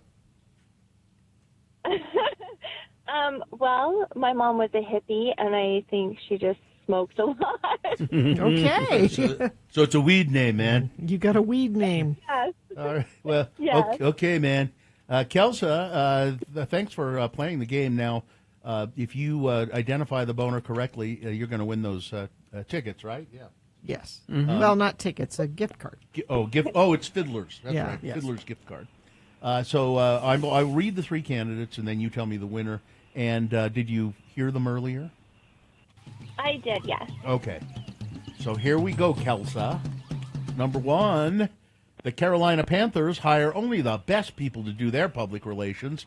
They hired a guy named Charlie Rock, who, commenting on Charlie Kirk's murder, posted a video of Charlie Kirk defending the Second Amendment and captioned it, "Why y'all sad? Your man said it was worth it." And he also shared a screenshot of the Wu-Tang Clan song, "Protect Your Neck." There you go. That was number one. Number two, this was not a comment. It was a stupid mistake. A C-SPAN YouTube video posted on Thursday misspelled Charlie Kirk as Charlie Kook. Now, that was a mistake. It was a stupid mistake, but it also was not an attack on Charlie Kirk, but people took it as that and started commenting on it as though they did it on purpose. And then boner candidate number three, totally out of line. TMZ was doing live coverage, a live stream of the murder of Charlie Kirk, and you could hear people laughing and cheering and applauding in the background. And people, I probably rightfully assumed that somebody was cheering and applauding. Somebody at TMZ was cheering and applauding the death of Charlie Kirk. Well, no, they weren't. They were not paying any attention to that. They were watching some car chase video that they thought was funny. Regardless, they were boner candidates, and they were idiots, and they were reprimanded. Those were the three candidates. Kelsa, who was the winner? I am going to have to say number one. I think she said number two. I'm pretty sure that's what I heard. I heard number two. Did you say number two, Kelsa? Yes. Yes. That's what I said. That's what I thought. Yeah, you said number two. That's what I thought you said. You're right. It should have been number one, but that was not. That's what she meant to say. Yeah. All right. Yeah. Congratulations, Kelsa. You're going to get that gift card to Fiddler's. That's pretty cool. Yeah. Yeah, I'm so excited. I honestly have never been there, but I'm really excited to go. Thank you. And we're trying to encourage people to get to Sugar House. Yeah. A lot of businesses over there have been struggling with the construction. Construction is much better than it was, and maybe it's out of your habit to go to Sugar House. You should go back there. So put on your habit and go to Sugar House. Yeah. All right. Definitely will put on my habit. Thank you. All right. Hang on, and Katie will tell you all about it. Oh, man. Okay. Let's see. Let's see.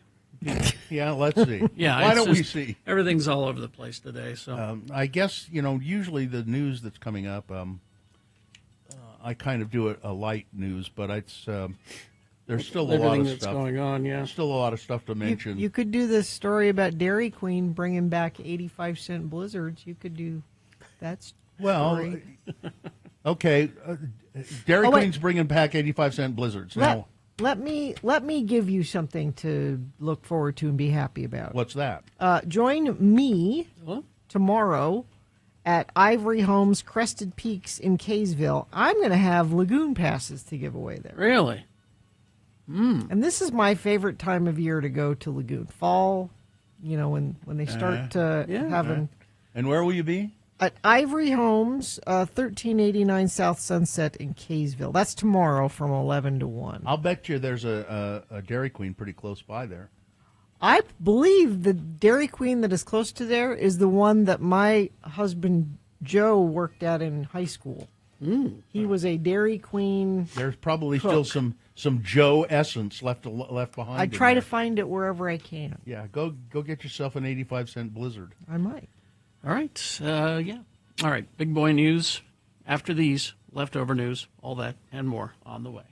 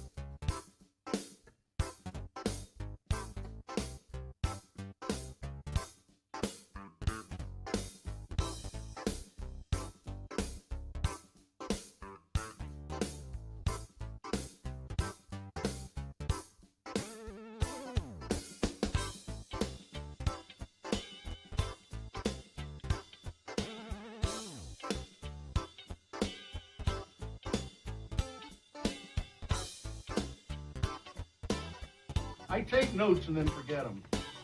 You take notes? Okay, here we go. So when Bill Frost comes in and recommends TV shows, I try to check some of them out, and I thought I would watch The Big Brunch, hosted by Dan Levy. It's a it's a cooking competition where it's horrible. Really? What's wrong with it? It's just awful. The people on it are awful. The way it's set up is awful. He's just not a really great host. Now I just watched one, and maybe it settles in and gets a little better. Okay. But I think you just hate brunch. That's what I think. You are a brunchist. A brunchist. You know, you really shouldn't say things like that without having seen it. When was the last time you went to brunch? I don't brunch very often. This is my point. But Dan Levy seems to believe Levy, that brunch like Eugene is it Levy? Levy? It's It's Eugene Levy. Levy. Yeah. Dan Levy seems to believe that brunch can solve all your problems. Well, I don't disagree with him. It's really. I not think good. you're brunching wrong. Why don't you do me a favor and watch the show? It has nothing to do with me and my relationship to I brunch. think it might have everything to do with your relationship It does not. with brunch. I don't have anything against brunch. As a matter I'm of fact, not a brunchist. He's writing a book called In Defense of Brunch. He's working. I saw him working on that. I've got a hunch that brunch is just fine. No, I don't have anything against brunch. I'll go to a brunch. It's not something that I bet do you'd often. complain about a brunch. Don't try me. What? I'll go to a brunch. What do you mean? I complain about? I bet a it brunch? would not meet your needs. The brunch. What? What are you talking about? If it was a brunch of nothing but liver, yes, that would not be good. Who would do that though? Nobody. Like because there's brunch buffets, but then there's just a brunch where you order off the menu. And Yeah, I don't think that's brunch. ordering off the menu doesn't count as brunch. I don't it think has so. to be a buffet. I think kind of. No, Yeah. I disagree. I think it has to be a buffet. Some of the more wonderful brunches I've had were off the menu. No, but you don't, because when you go to a brunch, you want to be able to, You go to the omelet graze. station. Yeah, go to the omelet station. And usually they'll have a roast beef. When I go to brunch, I don't want to get up from my table. I want everything brought to me as though I am the king. Well, so we have our own theories about brunch, but nevertheless, the show The Big Brunch Yes, sucks. that's what we're. It really does. Okay. Well, now I have to watch it. And see. I'm not a brunchist. The judges are terrible. It's just not good. What are they judging? The food? Yeah, now what we want you to do here is we want you to make an egg dish that represents your personality and your goals in life. What? That's okay. Scrambled's out. Really. I mean, everything is every dish that they do is kind of geared that way. Really? Well, you're poached, Bill. Clearly, we want you to make an egg dish that tells us about your past. What? Historical eggs? I mean, that's what it's like, and it's terrible.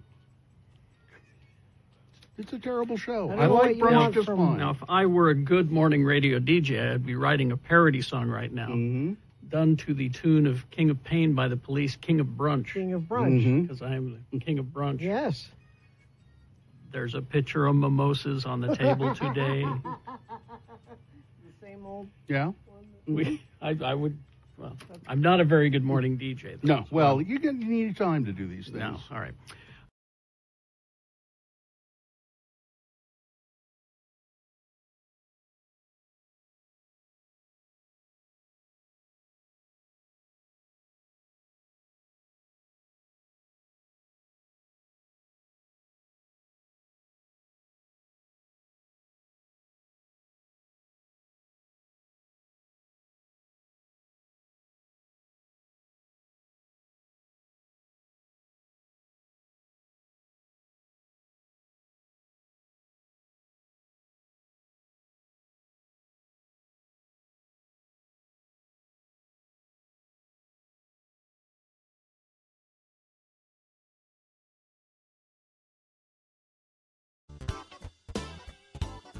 Radio. All right. 9:21. Time for Big Boy News and Opinioendo. Brought to you by Cascade Collision Repair, Utah's leader for certified repairs. Get a free estimate online at cascadecollision.com or in person, including the newest location in West Valley City. All right. Well, this is all information gleaned from the news conference that was held to talk about the suspect they have in custody in the shooting of Charlie Kirk. U.S. and Utah law enforcement officials said Friday they had arrested a suspect, ending an intense manhunt after the killing 2 days ago. The authorities have identified him as Tyler Robinson and said he made statements to relatives suggesting he had committed the crime. "We got him," Governor Spencer Cox of Utah told a news conference, saying that Mr. Robinson, who was 22, had been booked into the Utah County Jail and was believed to have acted alone. Law enforcement officials said that they had physical evidence tying Robinson to the shooting, including messages that he sent on the Discord chat app about needing to, quote, retrieve a rifle from a drop point. Public prayer and faith and references to Charlie Kirk's own Christian faith have been infused throughout the news conference announcing the arrest of the suspect. Governor Cox spoke personally of his own prayers and his feelings when they were not answered. A sheriff thanked the public specifically for praying for law enforcement and the Kirk family. Cox says that he believes this is a watershed moment in American history, but that it remains to be seen what kind. Is this the end of a dark chapter in our history or the beginning of a darker chapter in our history? He asks. Further comments, the list of messages on the suspect's bullet casings, as described by Governor Cox, include apparent references to online culture and gaming, up arrow, right arrow, and 3 down arrow symbols, as described by Governor Cox, may be a reference to a sequence of moves on a controller that release a bomb in the video game Helldivers.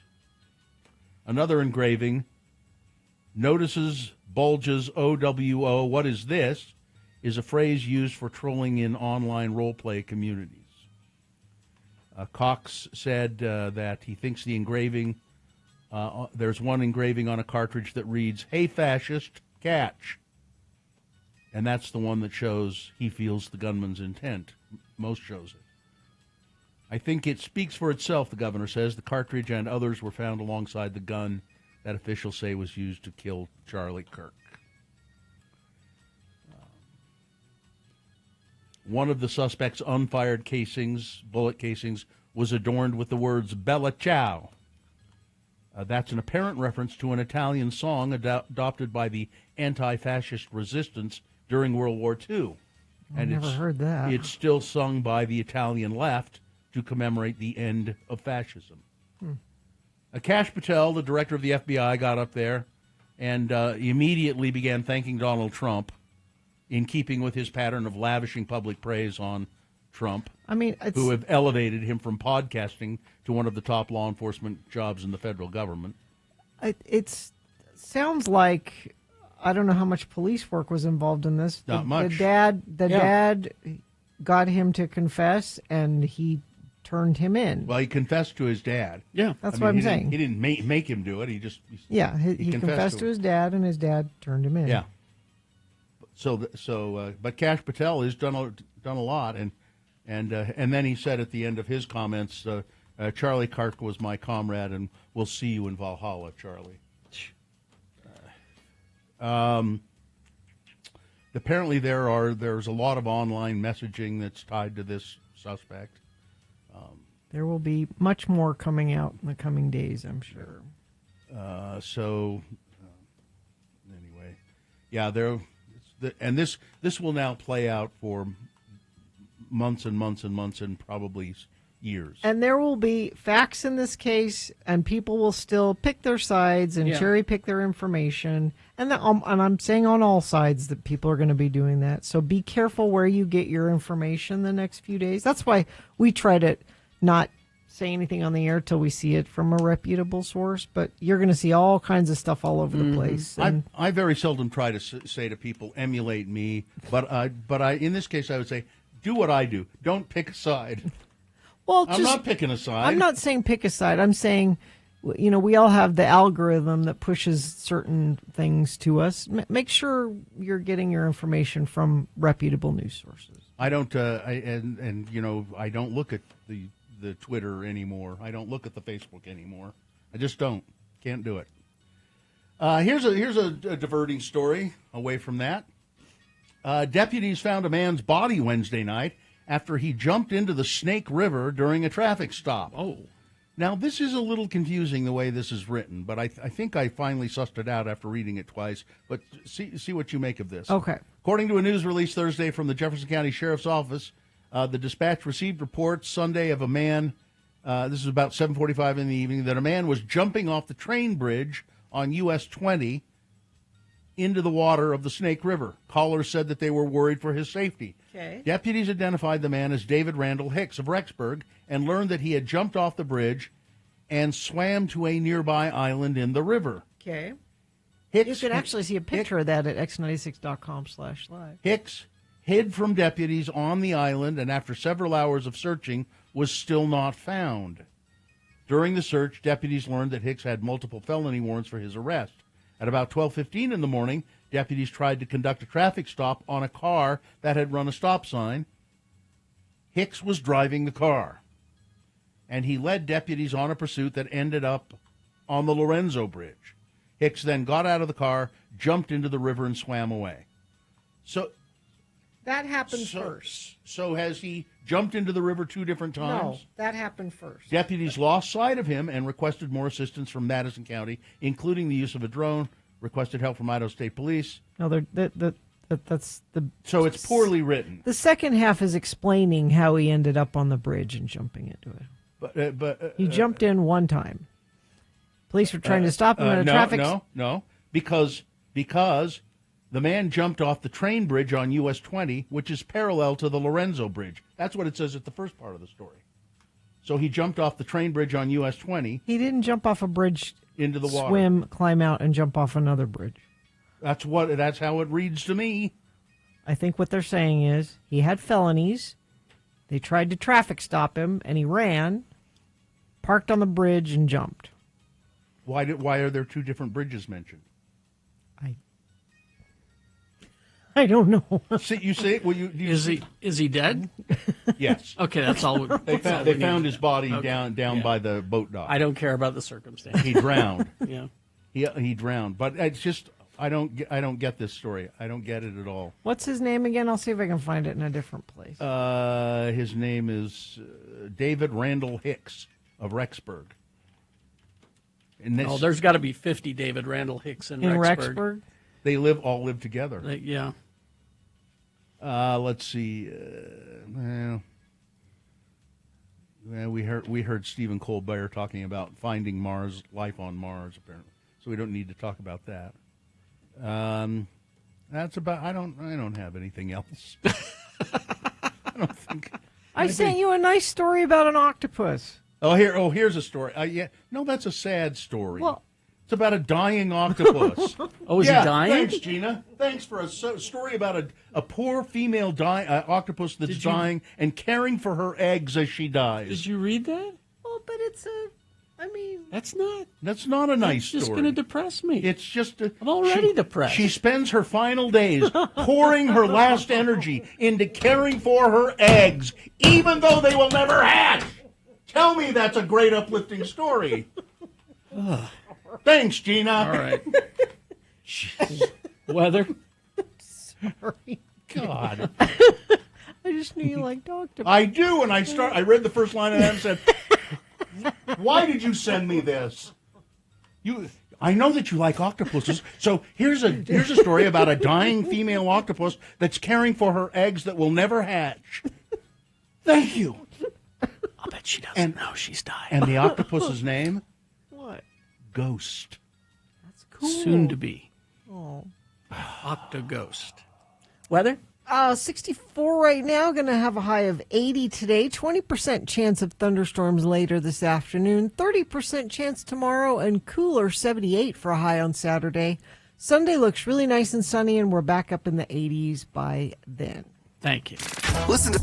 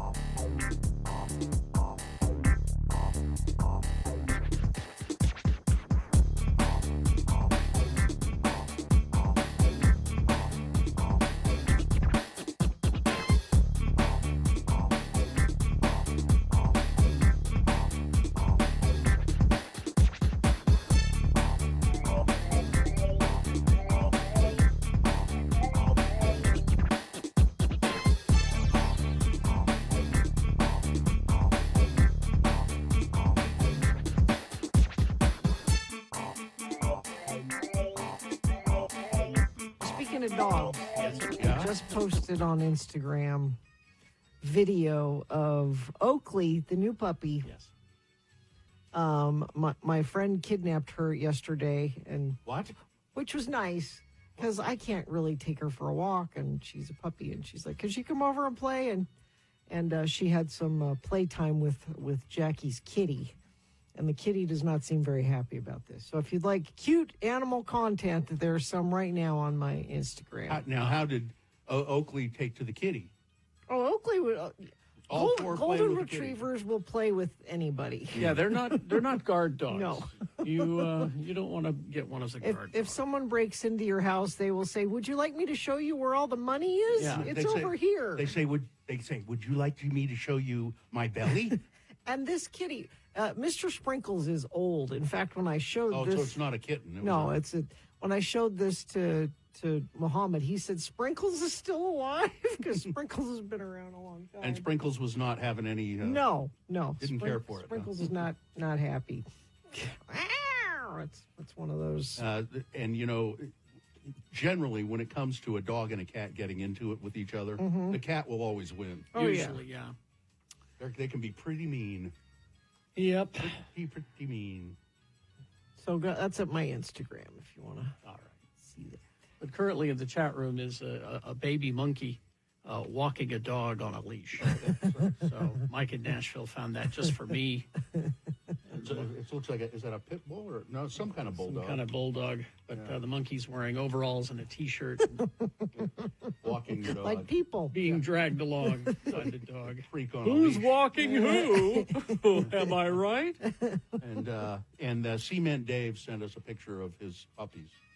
Two Yes. puppies Oh, that's right. He said in a he was shopping feeding basket. them, I don't know why they were in the shopping cart, but they're No, they were at the pet store. Oh. Well, he lets them select what they need, right? Well, yes. Yeah. All right. And my big fat cat, Klaus, who is one of the most miserable creatures on the planet, has finally, he hasn't been able to jump up onto the windowsill because he's too heavy. But he figured out a way to do it finally, and he got to look at the birds yesterday. Oh. Oh.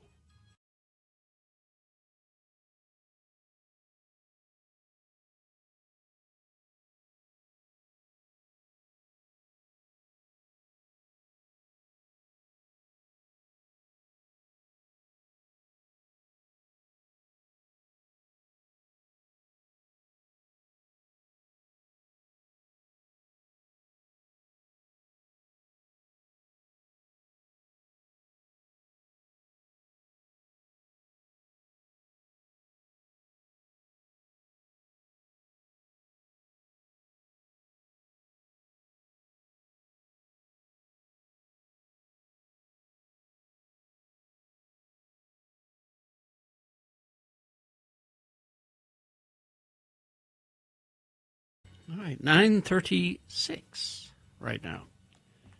Yeah. So what do we got here? Discombobulated today. Yeah. Yeah, it's what are we doing here? Nothing. Oh. Whatever you want. Oh, okay. I think this is the part of the program where we encourage everyone to watch Alien Earth. Yeah. Oh, yeah. I'm all caught up. It was the last 2 episodes have been especially good. It just keeps getting better. There's only 2 left. But if he wants to, he being Noah Hawley, if he wants to do another season, I'm sure. And did you say he wanted to do a Star Trek of He some wanted sort? to do a Star Trek. He wanted to explore what it means to be human because of data. But his whole take was going to be not in any established universe, but it was going to be a synthetic like data. And I think he transferred all of those ideas to this show. Yeah, it's a little confusing to me, and I had to stop and ask my kid. So there are synthetics. Mm-hmm. That's the kids. Yeah. And then there are cyborgs.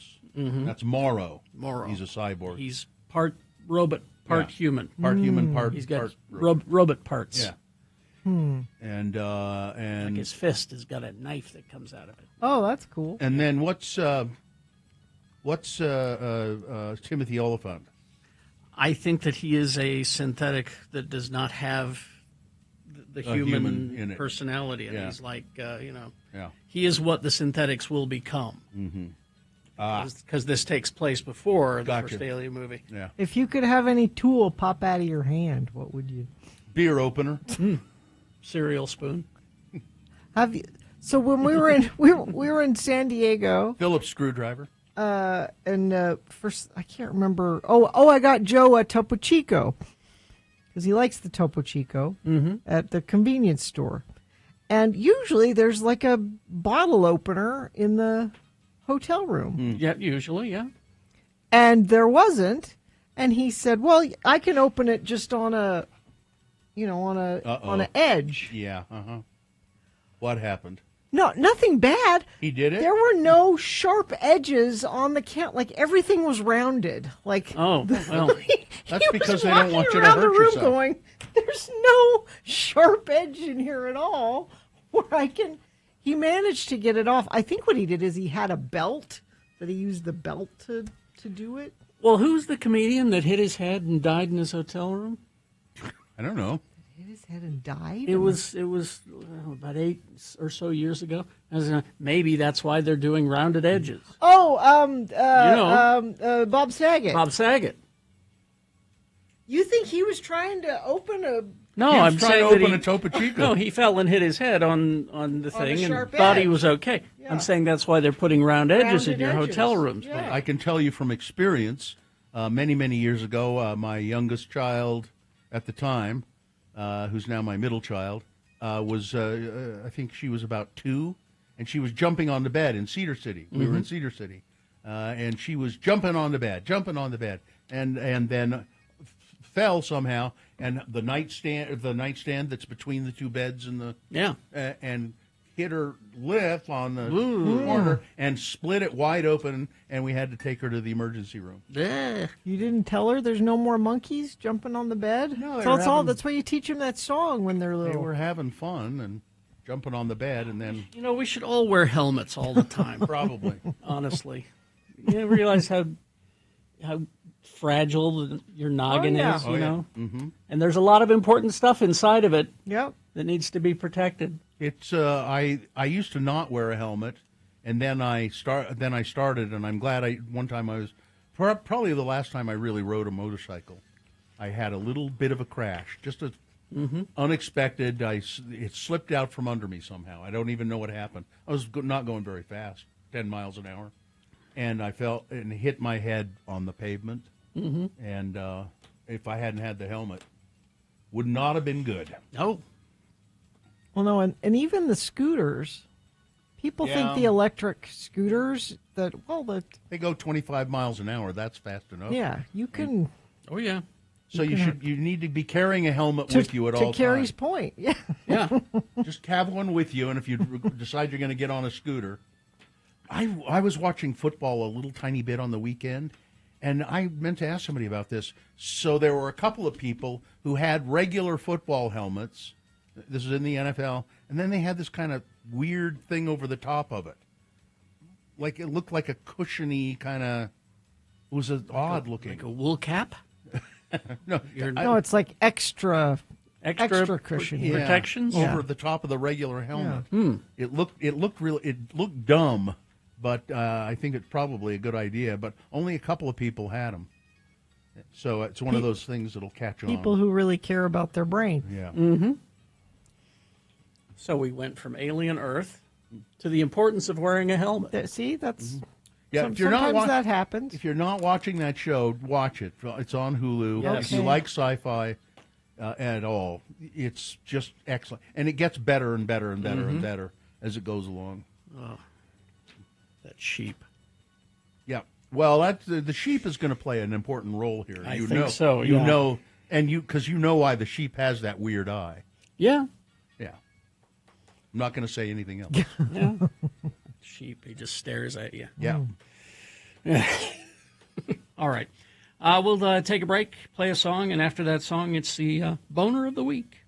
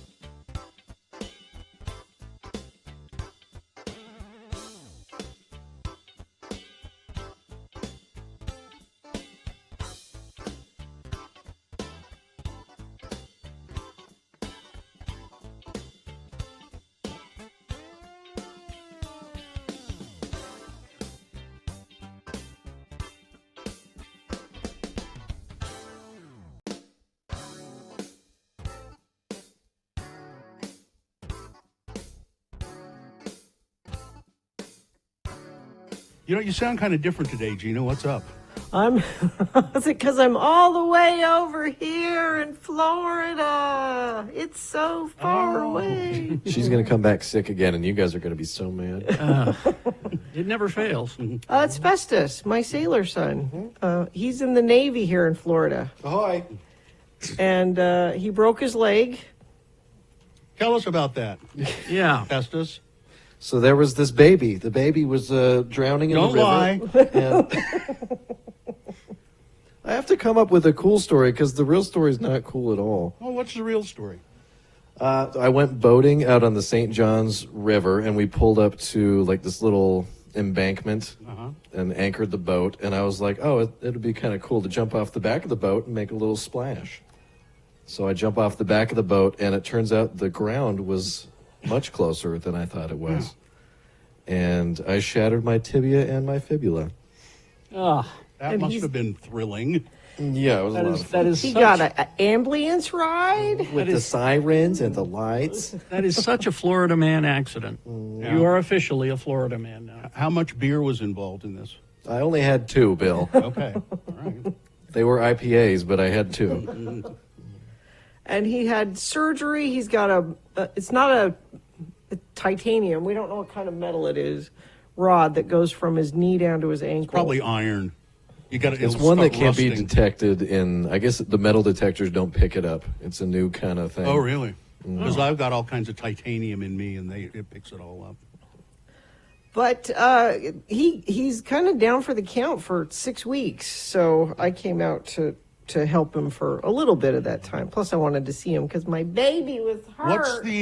What's the progress? I mean, what's the prognosis? Of the doctor say eventually you'll be pretty good? And he said 100% in a few months, but I can't even put any weight on it for about another month or so. And then there's physical therapy and all that. But he said it's likely I'd be back at 100%. Do you have physical therapy now, or do you have to wait even for that? I have to wait for that. I have another appointment like at the end of June, and then after that I can start stretching. Are they going to kick you out of the Navy? No, he said he would try to prevent that because he was in the Navy too. He just retired. He was a captain. But was that a question? I mean, yeah, definitely. It was a possibility depending on the prognosis. If I couldn't get back to what they call fit for full duty, then eventually I would get separated. But he's thinking that won't happen. And so, is it? I mean, are you in pain now? Oh yeah. Cool. I shattered my tibia, Bill. I mean, it hurts. It was so bad that while we were at the doctor's office, he was calling in other people to come in and look at his x-rays because they're like, oh, is this the one we heard about? You got to see this guy out. If you go to x96.com/live, you can see Gina and Festus there. What do you? That's the Waffle House. We went to Waffle House. We laid out the handicap parking space at Waffle House. Did you have? We don't have the Gina? sticker, but we did it anyway. Did you have anything, Gina? Yeah, I had a waffle. Oh, okay. They have meat. They have meat and bread there. Yeah, I had bacon. I just thought hash browns. You like hash browns? Yeah. I just thought you'd be afraid to eat at a Waffle House in general. Oh, I was. And the only other thing we've been able to do is go to movies. I've been trying to talk him into doing other things. I'm like, let's go for a drive. Let's go look at the Okefenokee Swamp. And he's, I don't want to look at things I can't go walk in. This is depressing. This is true. Yeah. I'm going to appreciate walking so much more now. as Kyle would want you to. That's exactly Kyle's point. That's what that reminded me of. He has a good point. But we've been going to movies. Well, hang on to that. I just got word that Jonathan can't make it. Oh, okay. Well, we'll tell So you what we've been up to. we'll talk about what you've been up to down in Jacksonville. Okay. In the break.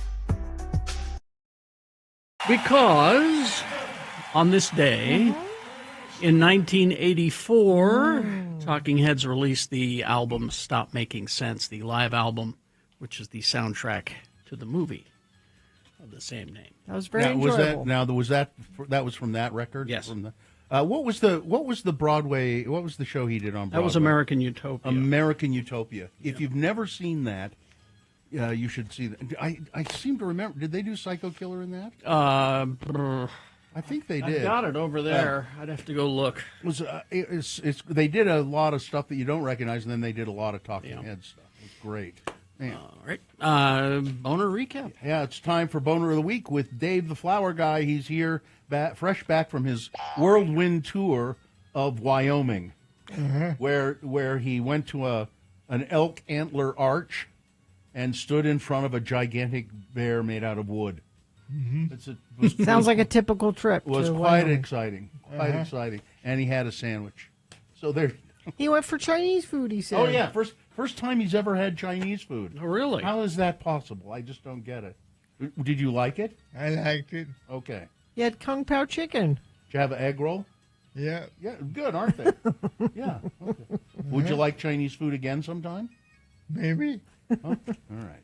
Dave, you'll see him around town on his tricycle, his adult tricycle. He's got flowers for sale. I sold them all, so I'll wait till next week. Oh, okay. Well, I'm glad you sold them. Let's pick Boner of the Week here, Dave. You ready? Okay. Number one, the Phillies Karen. Oh, that's that woman who took the home run ball that the guy got for his kid. She said, "No, that's my ball." And so the guy said, "God, you're scaring us, lady." He just gave her the ball, but the Philadelphia Phillies saw what had happened, and they treated the young kid to some special treats. Boner candidate number 2 from Tuesday. The Supreme Court says, if you're brown, you're going down. If you're white, you're all right. That's the Supreme Court decision 6-3, lifting a restraining order blocking federal immigration officers from arresting people just because how they look, their appearance. If you're brown, well, we have reasonable suspicion to think that you are an illegal immigrant, and we can round you up for that. That's just blatant discrimination. Boner candidate number 3 from Wednesday, the Bros' favorite restaurant, the Twin Peaks restaurant. They try to claim that we call it Twin Peaks because, well, it's named after these 2 mountains in Oregon. No, it's not. It's because the women that work there have to have large breasts. And they said Hooters wasn't racy enough, so we stepped up the game.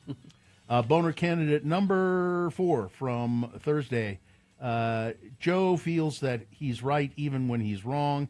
That's Joe Rogan arguing with his producer and everybody else about a video that he said this is was it Governor Wall?